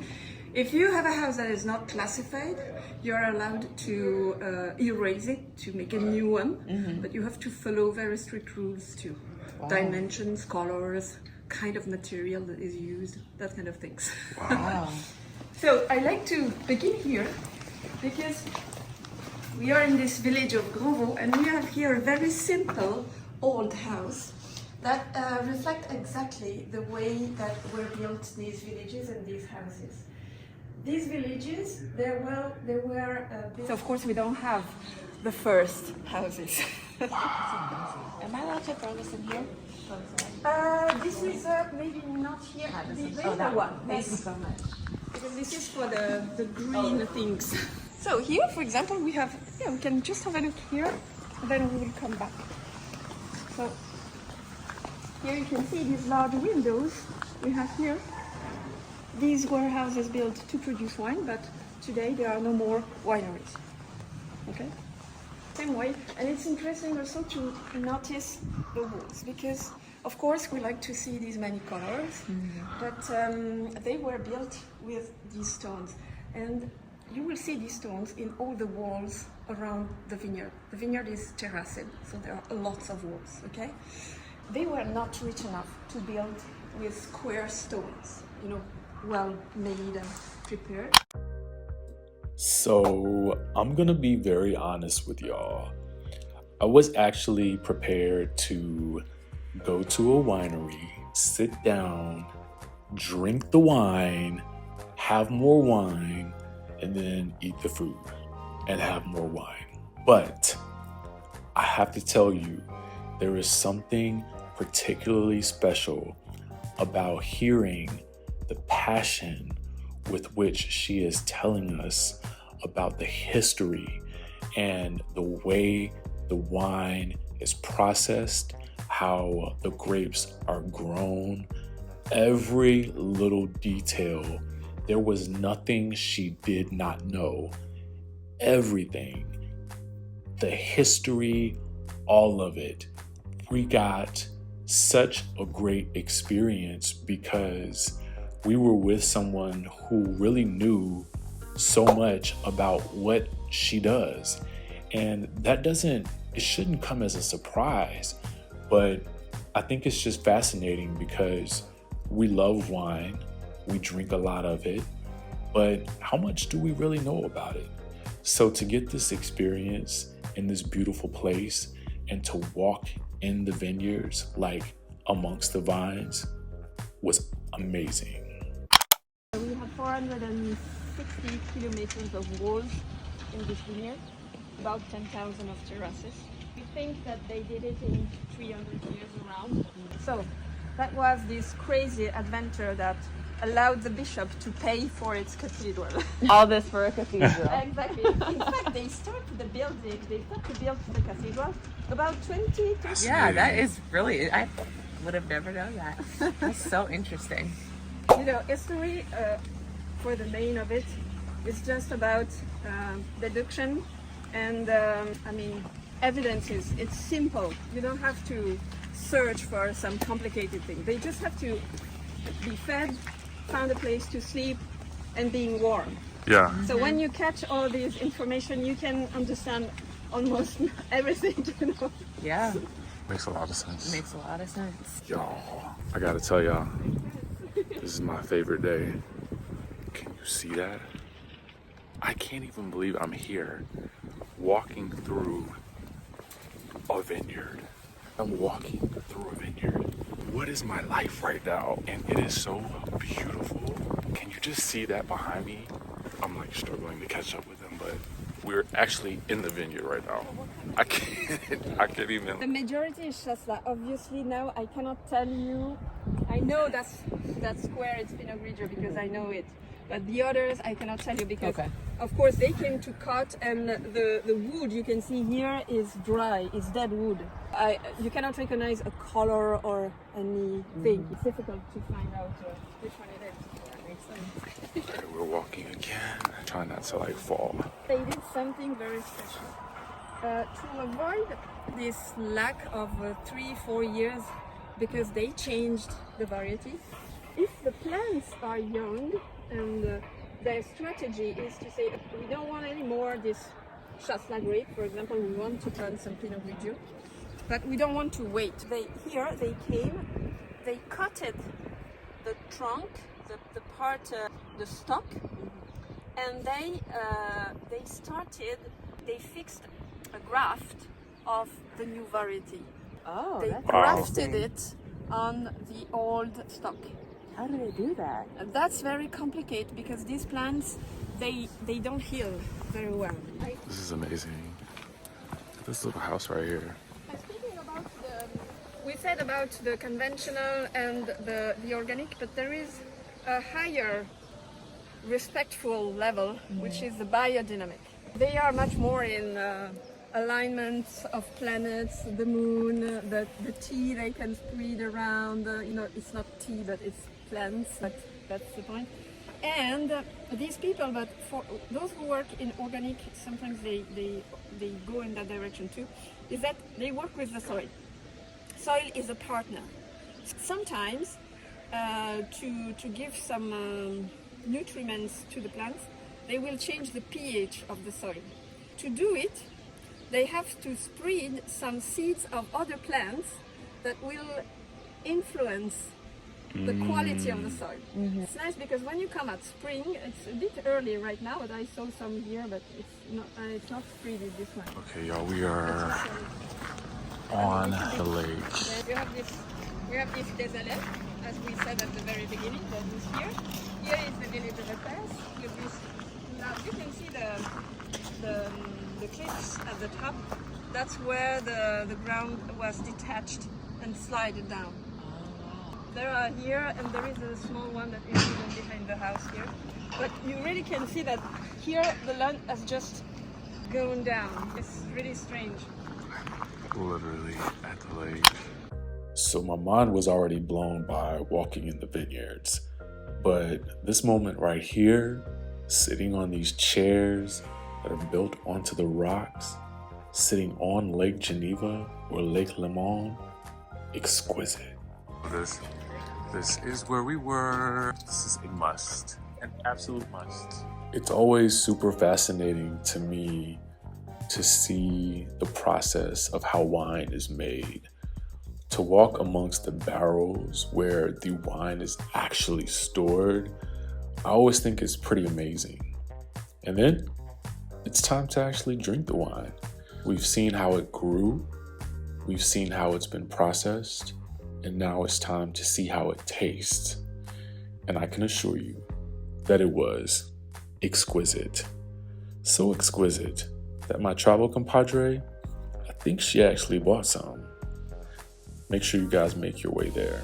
And now it's time to wrap up, and our car service is waiting for us to take us back into Lausanne. Magnolias in front of the hotel. Do you guys have cherry blossoms too? Yes, these are real cherry trees. So Hotel Chateau Boucher is literally a castle. Coming to Lausanne, this is where you stay. Because who wouldn't stay in a castle? All right, when I tell y'all this has been probably one of the most epic days of my entire life, I literally gotta chime in. I know I'm gonna do my recap video later, like my full daily recap, but I am sitting here in the sauna in Hotel Chateau Boucher. And today, earlier, we went on this most amazing wine tour. And then we just walked around Lausanne and just enjoyed Americanos by the water. And we talked about everything under the sun. And we took about a 2-hour sort of like halftime break. I laid down for about an hour. And then I came down here to this sauna to like maybe soak out some of the alcohol, like let it breathe. And that sauna was just so relaxing. It was exactly what I needed. And I just kind of want to deliver a message to you guys, right? I asked God to point me in a new direction. I'm not even gonna lie to you. I love reality TV, but there's a part of me that is wanting to explore other things, and I wanted God to show me. But I felt like God is saying, relax, my child. And so I'm just trying to listen to that. Honestly, I just want to hear God at this point. I want to hear what God is telling me. I want to receive the abundance that He has for me. I want to receive the abundance that I know is actually already surrounding me, even as I'm on this trip. And it's already happening. It's already existing. It exists. I am living in the abundance. The money is with me. It is continuously flowing into me. And I've really begun to think about how I speak to myself, how I speak about myself, how I speak to and about other people. And being here in Lausanne and in Switzerland in general, I have just seen how the people have just been so kind to us in so many ways. And I just needed to stop and just tell y'all, I am so thankful for this experience. And every day just gets better and better and better. What in the world? All right, so that's my little like midday rant. I'm gonna drive, shower, and then it's time for dinner.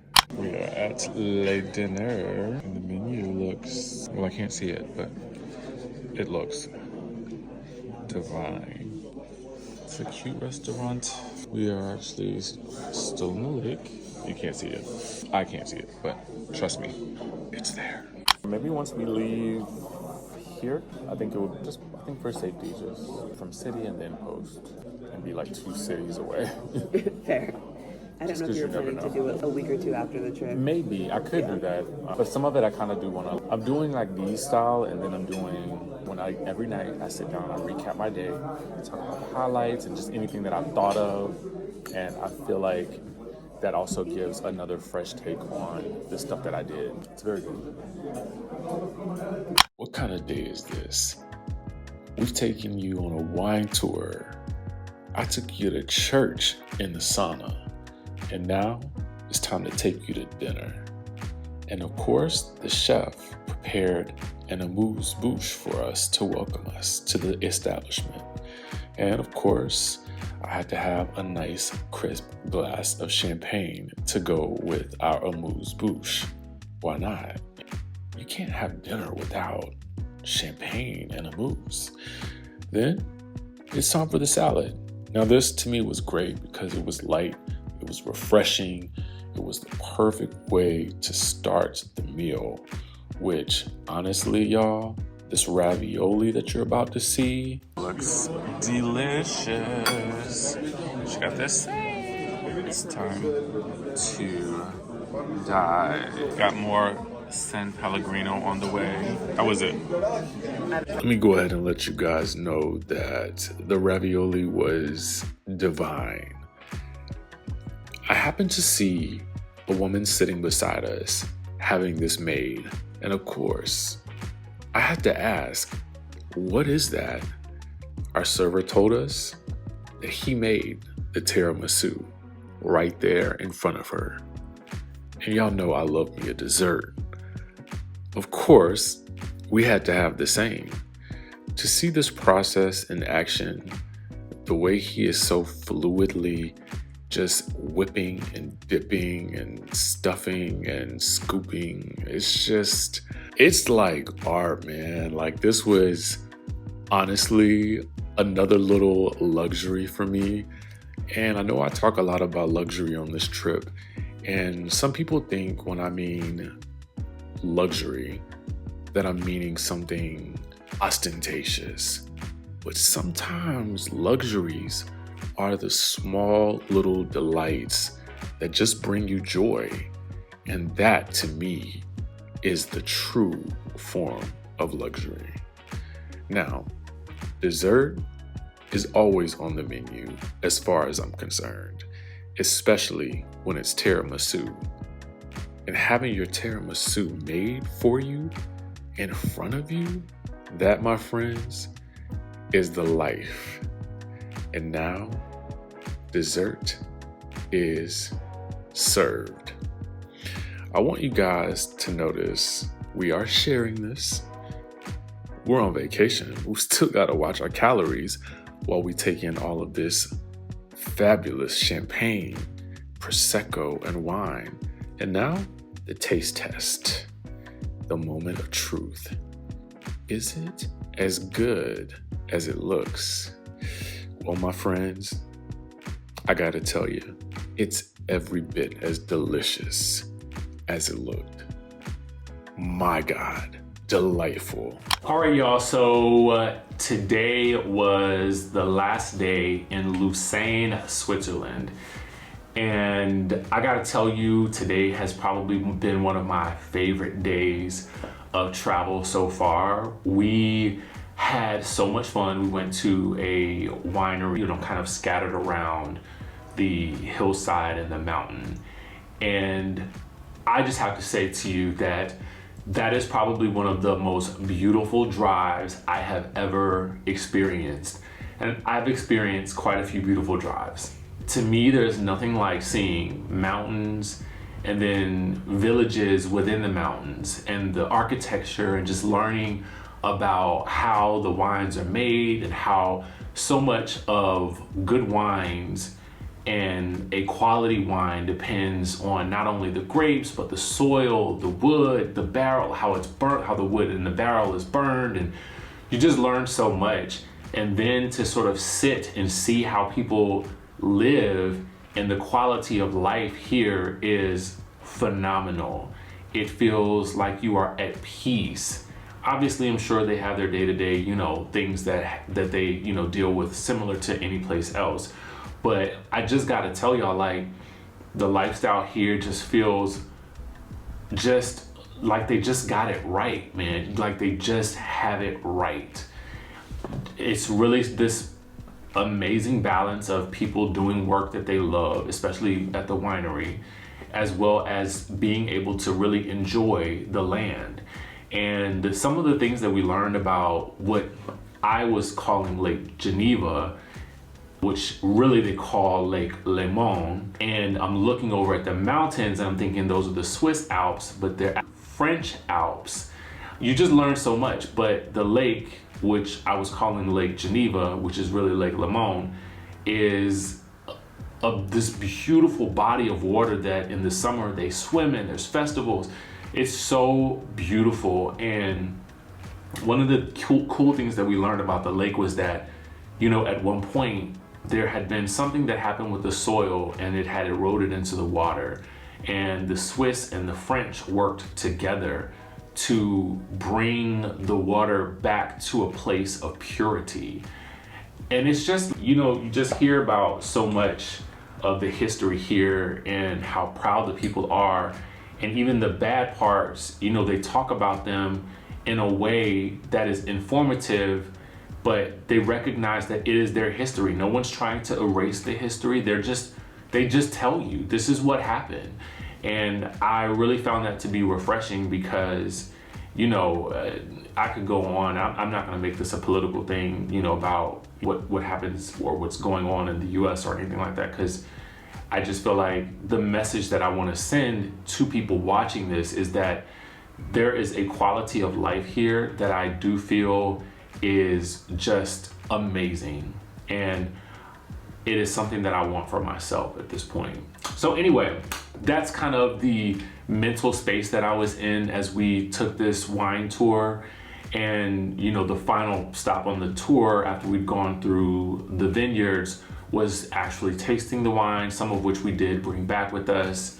Came back from the wine tour, and honestly, we had lunch. Where did we have lunch? We had lunch at this burger spot that was actually really, really good. The burgers were amazing. And there was like it's a spritz. It's not an Aperol spritz because I'm not an Aperol spritz person, but Aperol spritzes are everywhere on the menus here. It was almost like a limoncello spritz with Prosecco, limoncello, and lemonade. It was so good. Then from there, we just kind of walked around, you know, the water here in Lucerne and just talked, and it just felt so nice to have slowed down in the way that we have. And then to come back here again, like I said, to a castle. And for me, I just rested. I just relaxed. I just took some time to just decompress. And I actually went down to the sauna and I sat in the sauna for about 30 minutes before it was time to shower. And then we went to dinner at this exquisite Italian restaurant. Y'all, when I tell you they made the tiramisu right there in front of us, I had never seen that done before in my life. I had a salad and I had, I had a salad and I also had ravioli, but there was like a 3-meat ravioli. It was prepared ever so lightly. The food has been fabulous here in Lucerne. So that's what I can really tell you about Lucerne. If you are thinking about coming to Switzerland, this is a place where you absolutely need to be. And there are so many hotels here that look so phenomenal that you would be remiss to miss this place, and especially if you like wine. That wine tour was everything. It was enough to make me consider, how can I become a part of the wine business, or how can I look into it more? And I've never been much of a wine person, but as a result of traveling to places like Cape Town and now here, I'm just discovering so much about wines that I'm falling in love with. And then, you know, tasting them after learning about them is such a different experience than just ordering a glass someplace while you're out. So let me tell you something I am a little concerned about. So tomorrow we are headed to Grindelwald. I think I'm pronouncing it correctly. Excuse my mispronunciations, but I do not speak French, I do not speak German, and those are just 2 of the languages that are prevalent here. We are currently in a space where they speak mostly French, I believe, and a lot of English, obviously. And I think we're going tomorrow to a place where they speak maybe mostly German, but I'm not quite sure. My issue is obviously the same issue that I've been having since I've been on this trip, which is that I have so much stuff that I am a little bit concerned about just repacking, because I have to repack now. But I wanted to do this video because I committed to doing these sort of daily recapping vlogs to sort of let you guys know, you know, just my general thoughts and kind of decompress and give you guys the full day rundown and my thoughts about it. But right now, as I look around at my bags and the mess that I made, and I may just show it to you at the end of this video, but as much as I try not to unpack too much, it just never works out that everything stays in any kind of order. That is the downside of traveling from city to city to city. So what I would tell you to do that I would do differently is I would choose carefully the types of sort of pants that you want to bring. I think that there are certain things that can just be worn over and over and over again, and that just has to be your thing. I think that underwear and undergarments, if you are interested in, you know, sort of having something on under, like I'm not wearing anything under the sweater right now because we were just gonna go to dinner. I'm just gonna be realistic about it. Might I wear this again during the trip? Probably, because I wore it for a couple of hours, like maybe 2 hours at the most. But finding some, you know, underclothes that you can easily wash and just kind of hang up while you're kind of venturing out into the city, because we have a couple of more cities and a couple of more hotel stays, and we have to be up super early tomorrow because there's a car coming to pick us up to take us to the train, which is a train that has panoramic views. So it's kind of like a glass, you're encased in glass that you can see all around. And then I think we have another train after that before we get to Grindelwald and check into the hotel there. So really it's just I think the most stressful thing for me is sort of packing and repacking. It feels like I'm playing Tetris, honestly, with my luggage. So that's, I mean, but it's honestly, it's not even a bad problem to have when you really think about it, because you're on a fabulous vacation and you're in fabulous locations every day. You're eating fabulous food. I'm drinking a lot of fabulous champagne, and everything is honestly just super fabulous and luxurious. And I could not have asked for a better experience. So that is my update for today. Hopefully you guys are enjoying this series as much as I'm enjoying doing it. To be honest with you, I'm just gonna go ahead and put this out into the atmosphere. This is what I wanna do for the rest of my life. I would love to just go and travel from city to city and place to place that people aren't always necessary, that maybe not at the top, be at the top of people's minds. Discover these places and hopefully share them with someone who wants to have that same experience at some point. So anyway, that's it for tonight. I'm going to go ahead and start packing so that I can get some sleep, and I wanna get up at like 5:30 in the morning so that I can, you know, shower, get ready, go have breakfast. I am not missing the breakfast here. That breakfast is so good, okay? So that's that, and I will actually show you my luggage now. I'm gonna show you all of the mess and the chaos because I want this to be as transparent as possible. I've given you the room tour before, so you've seen all that. So I'm just gonna kind of show you how everything is really kind of laid out right now, and then we'll just put it all together. I'm not gonna film that part of it, but I just want you guys to see what I'm dealing with, right? All right, so let's turn this around.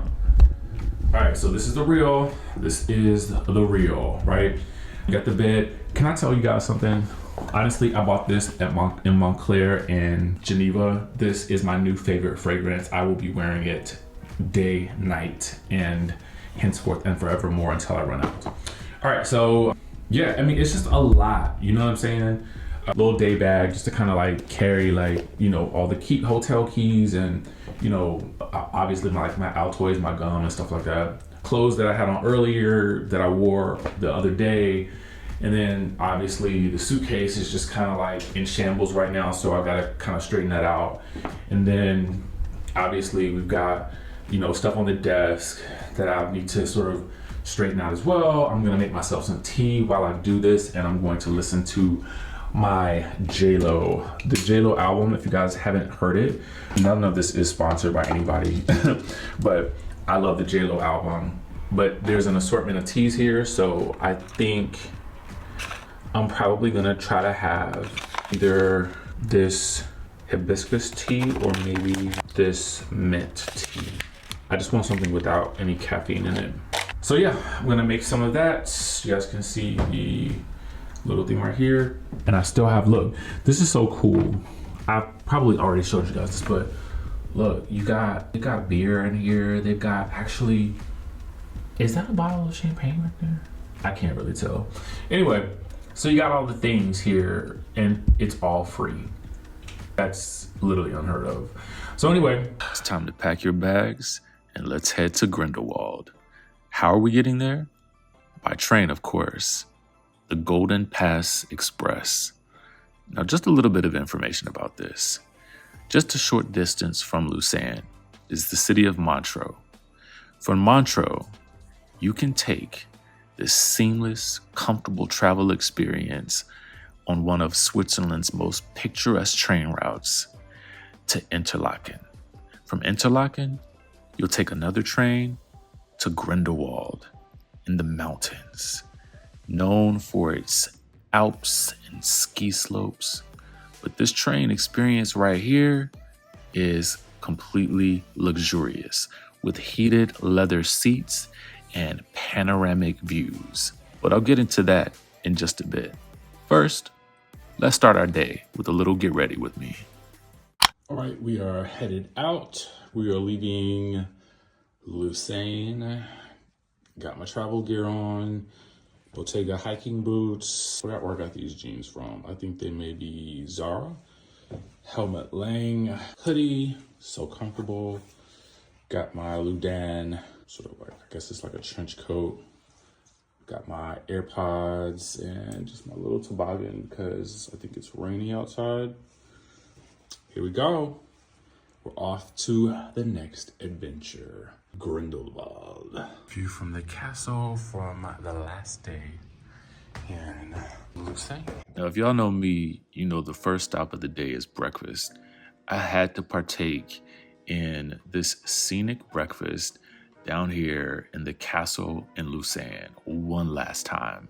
I went a little lighter today, if you could call this light, but still, this view is just as gorgeous even on a cloudy day. And it was a little rainy when it was time for us to leave. Now, to make the most of this train experience on the Golden Pass, you guys will want to check out Prestige Class, which is the centerpiece of the new train, offering plenty of privacy, maximum comfort, and a small compartment with exceptional culinary offerings. The best part is you can actually get comfortable on the luxurious and heated leather seats, which can be rotated 180 degrees upon your request. It's also elevated by 40 centimeters compared to the other travel classes, offering you an even better view of every bit of the fascinating scenery to come. And just a little backstory, this train was created for connecting Interlaken with the city of Montreux without needing to change trains, and Interlaken is our next stop. And then to Grindelwald.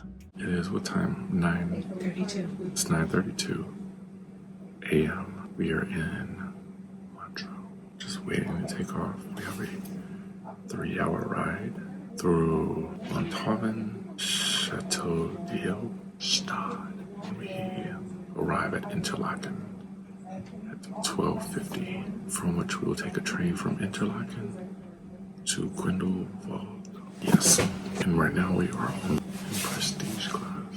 The train station was relatively peaceful and easy to navigate. Prochain arrêt, Montbovon. Das Zugpersonal begrüßt Sie auf dem Golden Pass Express nach Montbovon, Châteaudet, Stade, Interlaken Ost. Nächster Halt, Montbovon. The Golden Pass Express team welcomes you on the train to Montbovon, Châteaudet, Stade, Interlaken Ost. Next stop, Montbovon. Here we go. I am such a tourist. And we are off on our Golden Pass Express adventure. This was so exciting to me, despite the fact that it was a rainy day to start. It was still just so interesting to be able to see such amazing views As you guys know, I'm a huge fan of mountains and lakes and that sort of thing. This was absolutely perfect for me and a perfect way to really take in all of Lake Geneva. And we're heading into the mountainside, and it is completely gorgeous. I would like to give you guys a couple of quick facts about the Golden Pass Express.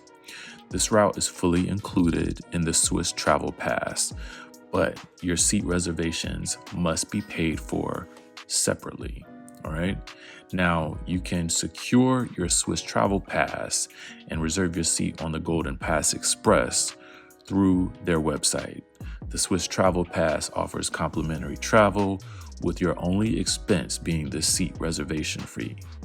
But in order to book the Prestige class and recommended for first and second class travel, you have to make reservations for this class. The entire train trip is about 3 hours and 15 minutes.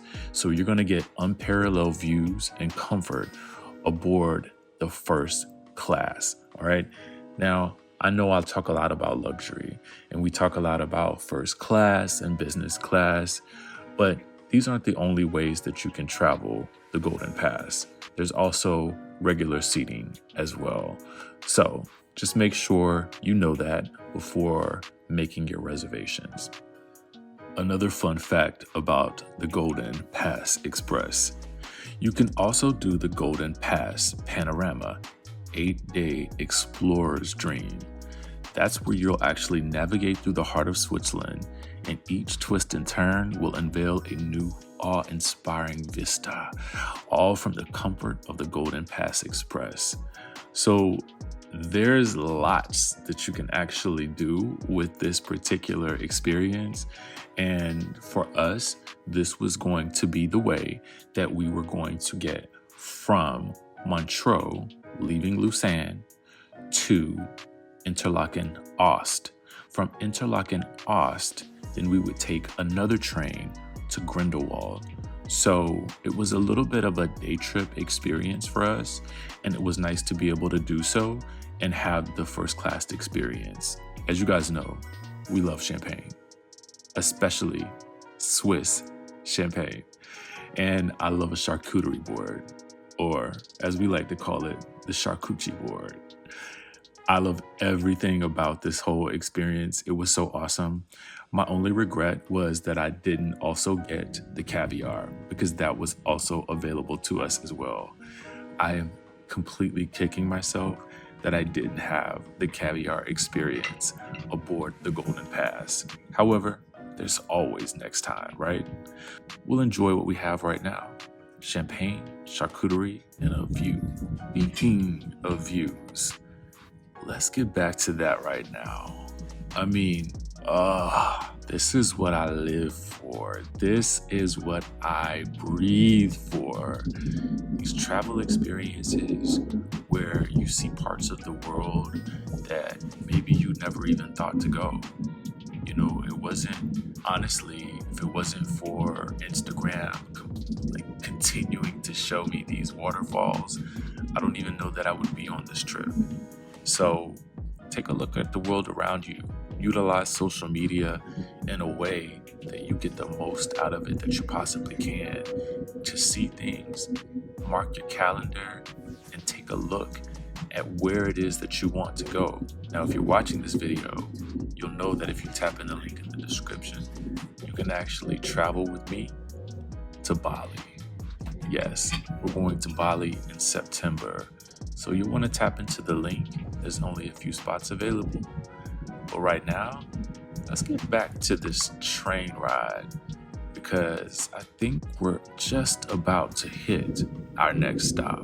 Freiburg. Next stop, Montbovon. There is a connection to Gruyère, Bulle, and Fribourg.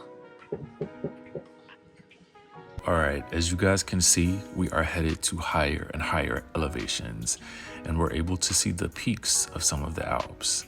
As we're taking this trip, I thought it would be beneficial to tell you more about the pricing for the Golden Pass Express. Now, for Prestige class, where we were seated, The individual and group prices are about 35 Swiss francs. If you're looking for individual first and second class, I want you to note first class is differentiated from prestige class, so you want to make absolute certain where you want to sit. First and second class will cost about 20 Swiss francs. And for group first and second class, you'll pay about 17 Swiss francs. Now, you'll want to calculate the conversion rate, obviously, and it is noted that reservations are mandatory for groups of 10 or more people. These are some things that you might want to be aware of when booking your tickets for the Golden Pass Express. I would highly recommend this route of travel, specifically because of the views. Even though it was a gray day to start and completely rainy, the weather, it continued to clear up just a bit. Although as you guys can see, there's still some low-hanging cloud coverage that we had to maneuver through. But it was perfectly fine for us because to me, it was all about the experience of it all. Once we got to Interlaken Ost, we had to hurry and catch our next train. Y'all, we literally ran from the Golden Compass. Pass. I think that's a movie. We ran from the Golden Pass to whatever train we're on now to head to Grindelwald. I think that's how you pronounce it. Yeah. Anyway, we're at Interlaken Ost station and we're carrying our luggage. Here's said luggage. It was, I don't know. What was it? How would you describe that? Laborious. Laborious. Laborious. Yes. If you guys do this trip, pack a fun fact for me is I really don't have an opportunity to get dressed a lot at home. So it's always that I think I can get dressed when I go on trips. However, running from city to city, I know exactly what I would do differently. And I will show you in a video later, but it won't be this one. Anyway, how are you feeling? How was your journey on the Golden Pass? I miss it already. I miss it too. It was actually, It was outstanding. I almost shed tears at how beautiful it was. All right, we're in the mountains. You guys can see that it says, can you see that? It says Interlaken Ost. It might be a little backwards because I'm filming with my front facing camera. Anyway, little exhausted. Could probably use some lunch after we check into the hotel, I would say. Lunch and maybe a nice crisp glass of champagne.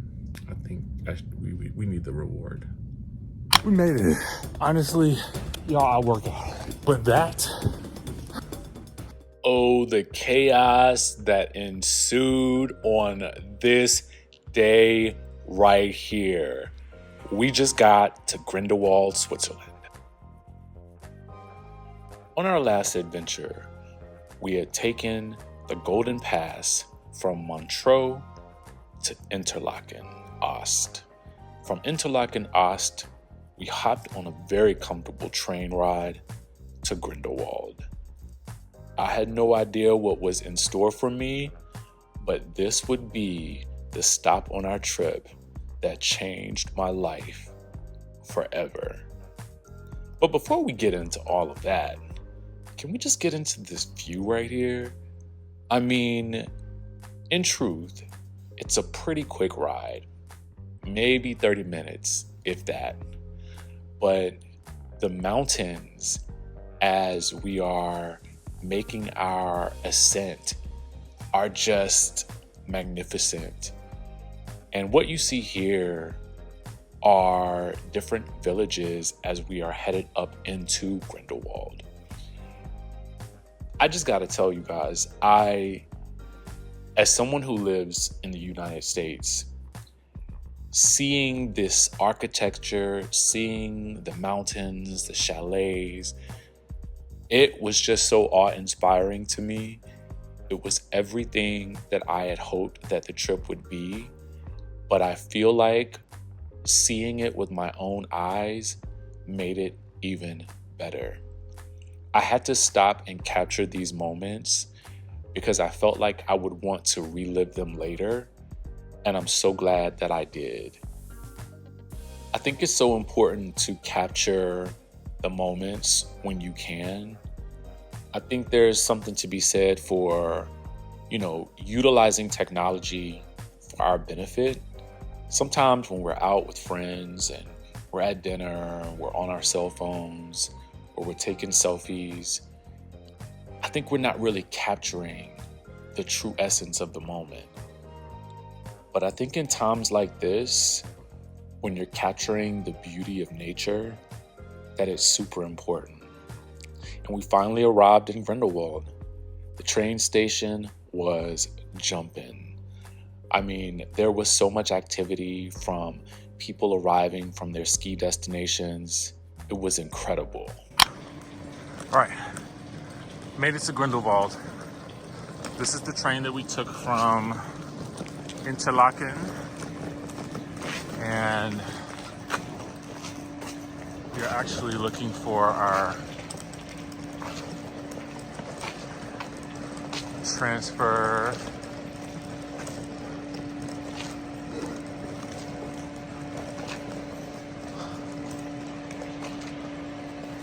There's Arya right there.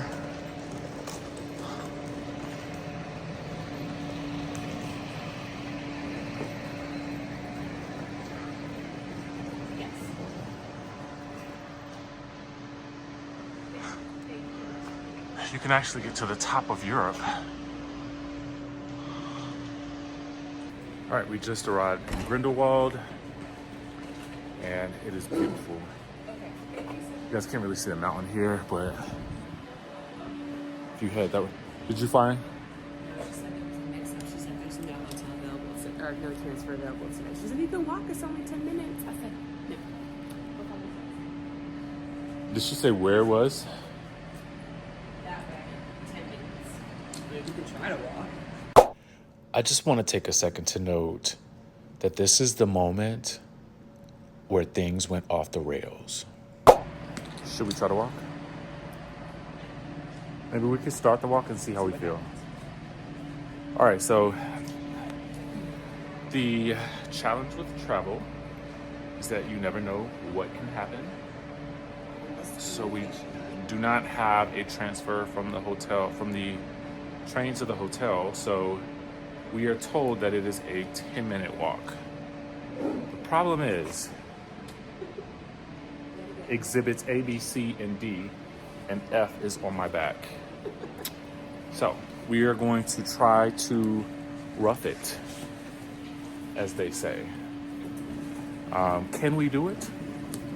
We shall find out. We'll report back.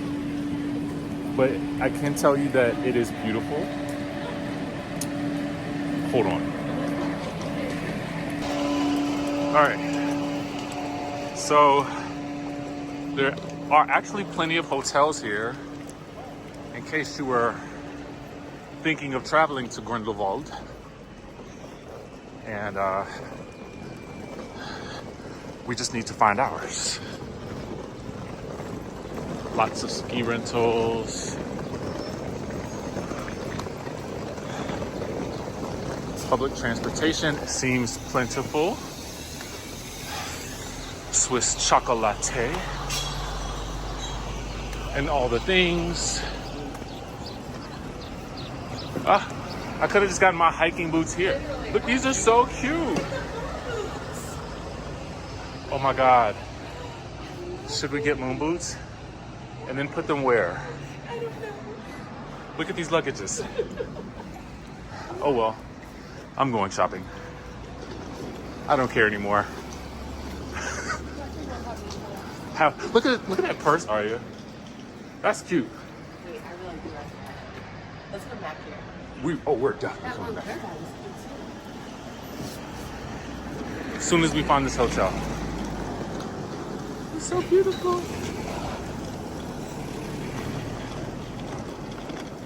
So fun fact, I used to care that people would stare as I filmed. Don't care no more. I just want you to look at this process right here. Look at that.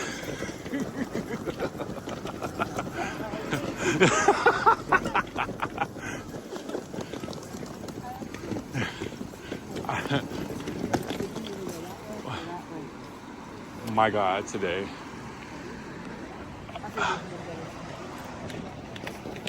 Okay.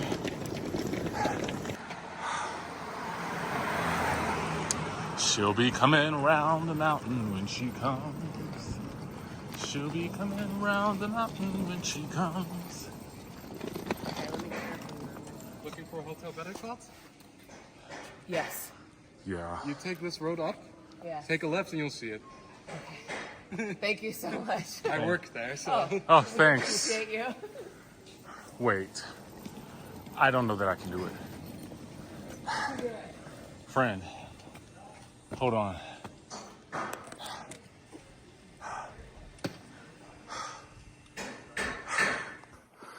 Okay. We made it. Honestly, y'all, I work out. But that,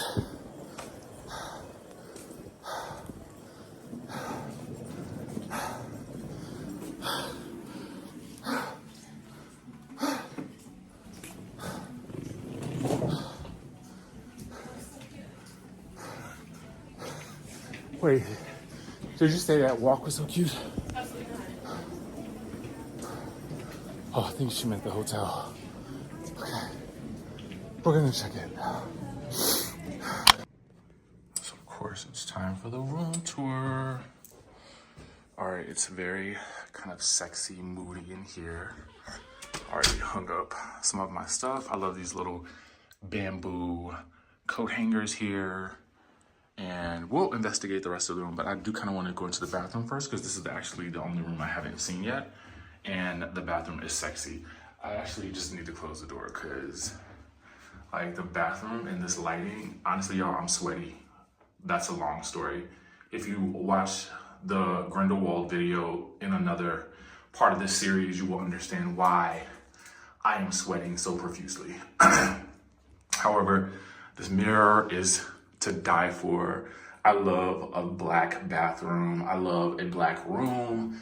The marble is everything to me. I wonder if these are like towel warmers or just kind of like the towel rack. But this is the shower. I love it. A little nice little waterfall shower here. You got your shower mat there. And obviously you have your throne here. Typical for what I've seen in much of Switzerland with these two. I think one is more of a gentle flush and then one is more of a complete flush for, you know, whatever you gotta do. Obviously you've got all of your amenities. Look at these glasses right here. This is so cute. So cute, right? All right. This is really nice. It's just nice all around. I love this. All right, so the rest of the room is equally kind of dark. It has a masculine feel to it to me. Or it could just maybe be sexy. Maybe it's not masculine or feminine. Maybe it's just sexy. This is what I traveled in. I'm gonna change clothes really quickly because I just feel like I feel disgusting from the walk that we took from the train station. That's a long story. We'll talk about that later. So then you have the rest of the room. So of course, every room here has, at least from what I've seen, so far has some type of either Nespresso machine, coffee or tea, and you've got obviously all of your varieties right here. I've had so much coffee since I've been on this trip. It is literally insane. You've got closet space, but I love the nice little LED lighting inside the closet. Then obviously I've already started hanging up some of my stuff and putting some stuff away because I just wanted the room tour to kind of be a little nice, you know, so you can kind of see the room as it stands when you first enter it. Obviously, this is the bed. It's, again, very sexy. I love the lighting behind the bed. And you've got this nice little look here. And then you've got your television. Fun fact, I did not turn on the television in the last room. All right, so my luggage is there. Obviously, you got your nice little stand here. Cute little seat right there. Lamp for reading.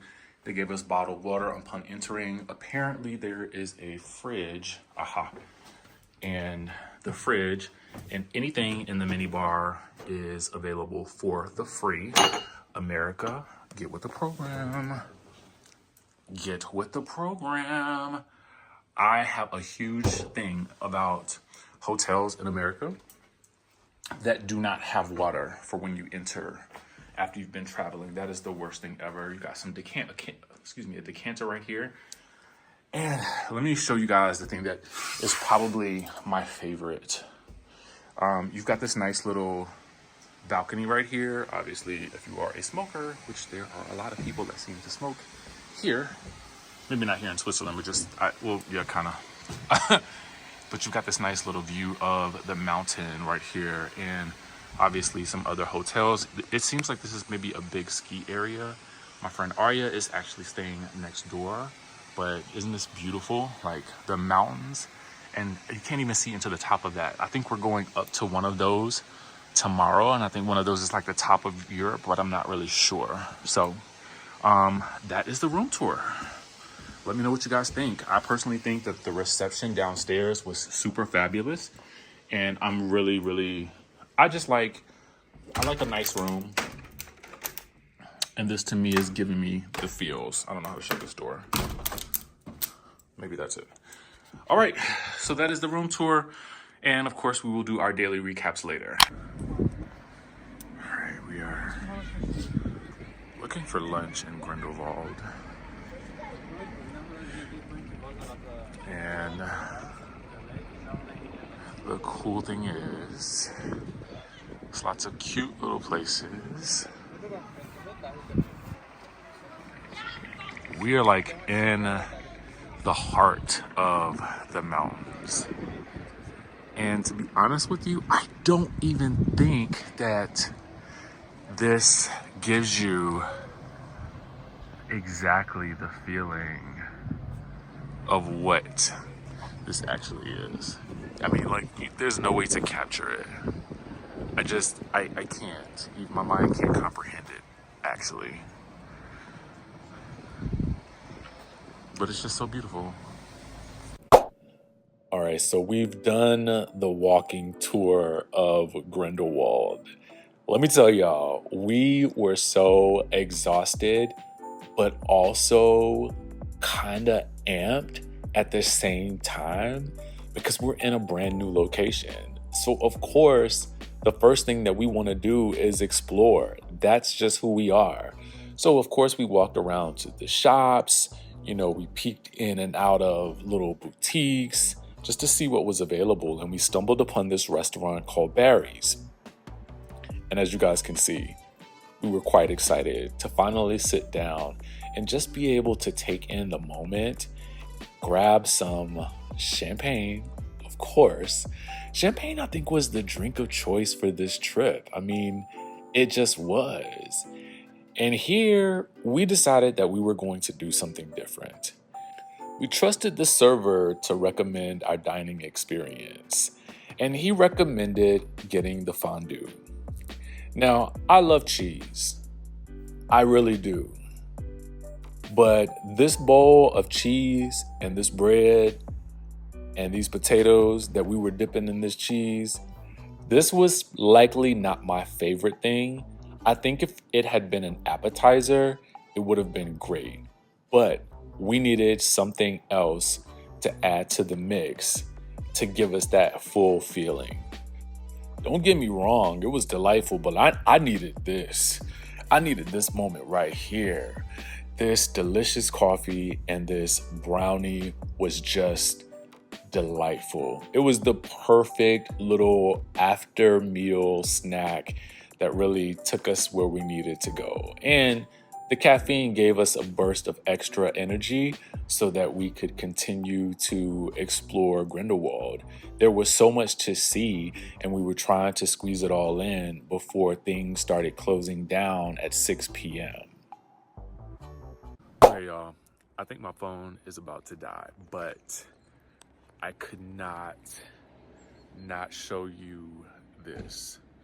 So again, in case you missed it, we are in Grindelwald, And this is really, honestly, I think a big ski resort, sort of, maybe not even resort, just like ski location.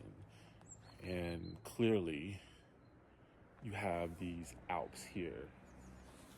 Now, we were told that there were like 3 main ones, and we were given the names, but I don't remember. So that's one of them. Clearly, that's another. And then over there, it looks like the other. So down here, you have what appears to be, I can't tell if these are like maybe residences or rentals, maybe like some type of like chalets where people can rent them or something. I do see that that says like private right there. So I don't know if that's just for that. But this right here is a cafe. It's actually closed right now. And it's probably what time is it, like maybe 5? It's almost 6. It's almost 6 o'clock. So we're just kind of exploring. I mean, to be honest with you, there's not like a lot of ground to cover, but it's fine because we really honestly just want to see, and just looking at these mountains honestly is enough.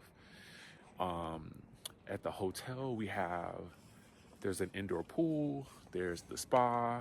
I think we're gonna try to do maybe the sauna, and then we have dinner reservations at the hotel at 8 p.m. so we don't have to actually leave the hotel. And I can't wait to see this at night. I don't know why I feel like it's gonna be lit up, but I do too, actually. like with lights. I don't know, like, or maybe just the snow will reflect off of the night sky in some way, shape, or form. Yeah, like, but I can't stop looking at this. Like, I cannot stop looking at it. And I keep saying this, but I honestly do not feel like, I don't feel like the camera is really doing it justice. Maybe it will when you see it, but to be here and to realize how small we are in comparison to these mountains, they are absolutely majestic. Majestical even, okay? Like, majesticals.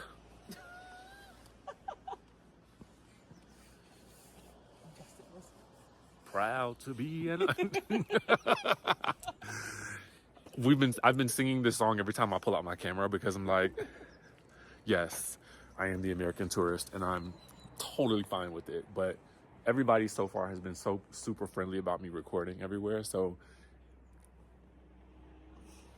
but it's also maybe because I'm nice. I don't know.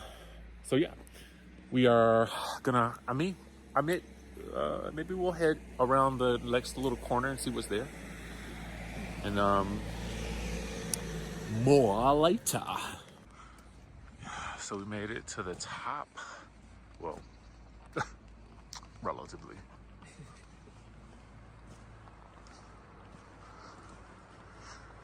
Relative to what, you might ask? Well, relative to that.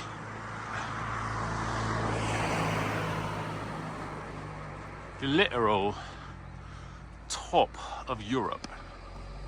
Maybe. Perhaps. I don't know. But we're here. And literally just walking around the city, looking to see whatever we can see. People in their native habitat. Will we see any bears? I don't know. I absolutely have no idea.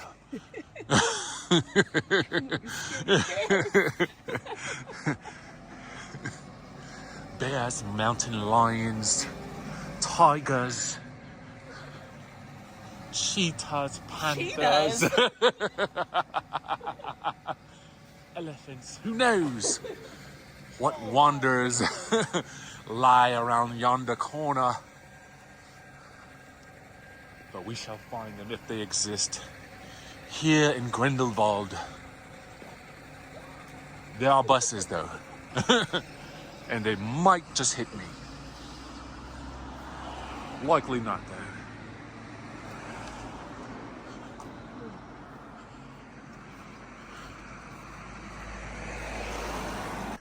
All right, y'all, so it's dinner time and we've got the wrinkle-free Zara shirt. We've got these pants. I cannot remember where I got them from. If I can, I'll put them in the description of this video. But they are actually drawstring. They do not wrinkle at all. And they kind of have a dressy type feel, even though they're kind of like joggers. And of course, we got the Sambas on because why not? So this is an easy look to pack. It stays fresh. And of course, we throw on the glasses just to kind of give it the look. All right, now it's time for dinner. I love when I'm traveling with a travel compadre who is punctual. Thank God. She was actually downstairs before I got there having a nice espresso martini, a woman after my own heart. Bring along your espresso martini. So fancy. So fancy. Oh, we're right here.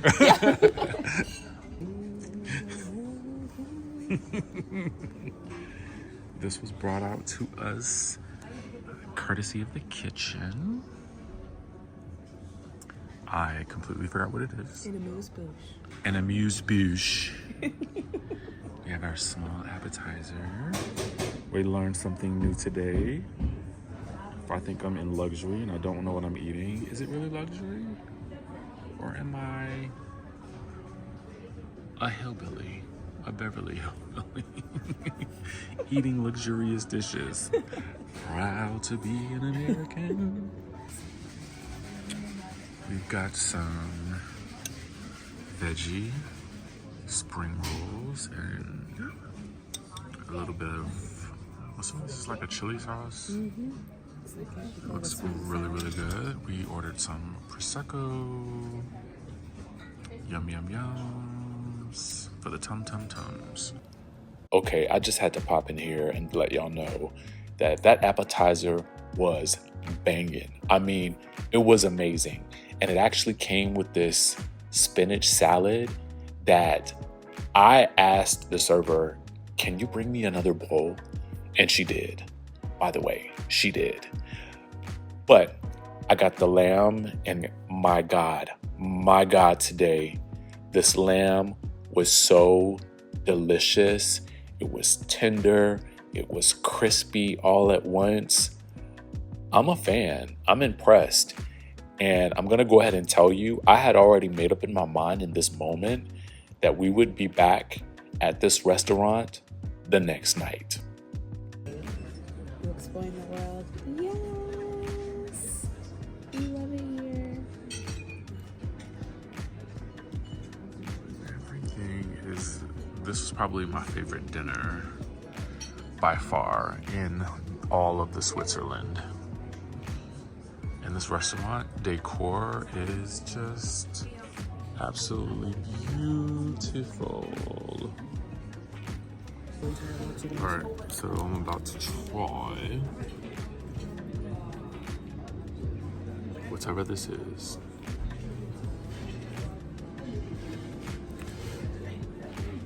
It's like food on the inside. Finger looking good. Now what is this? I don't know. Okay.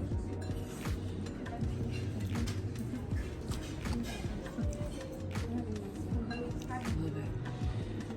Oh my God. This one's my favorite. Yeah. It's like a raspberry something. Yeah. And if you've been watching the start of this series, you know that I came to Switzerland specifically to see the waterfalls. So that's our next stop. So be sure to subscribe to this channel and stay tuned for the next installment so that you can see the waterfalls and the top of the mountains that we saw.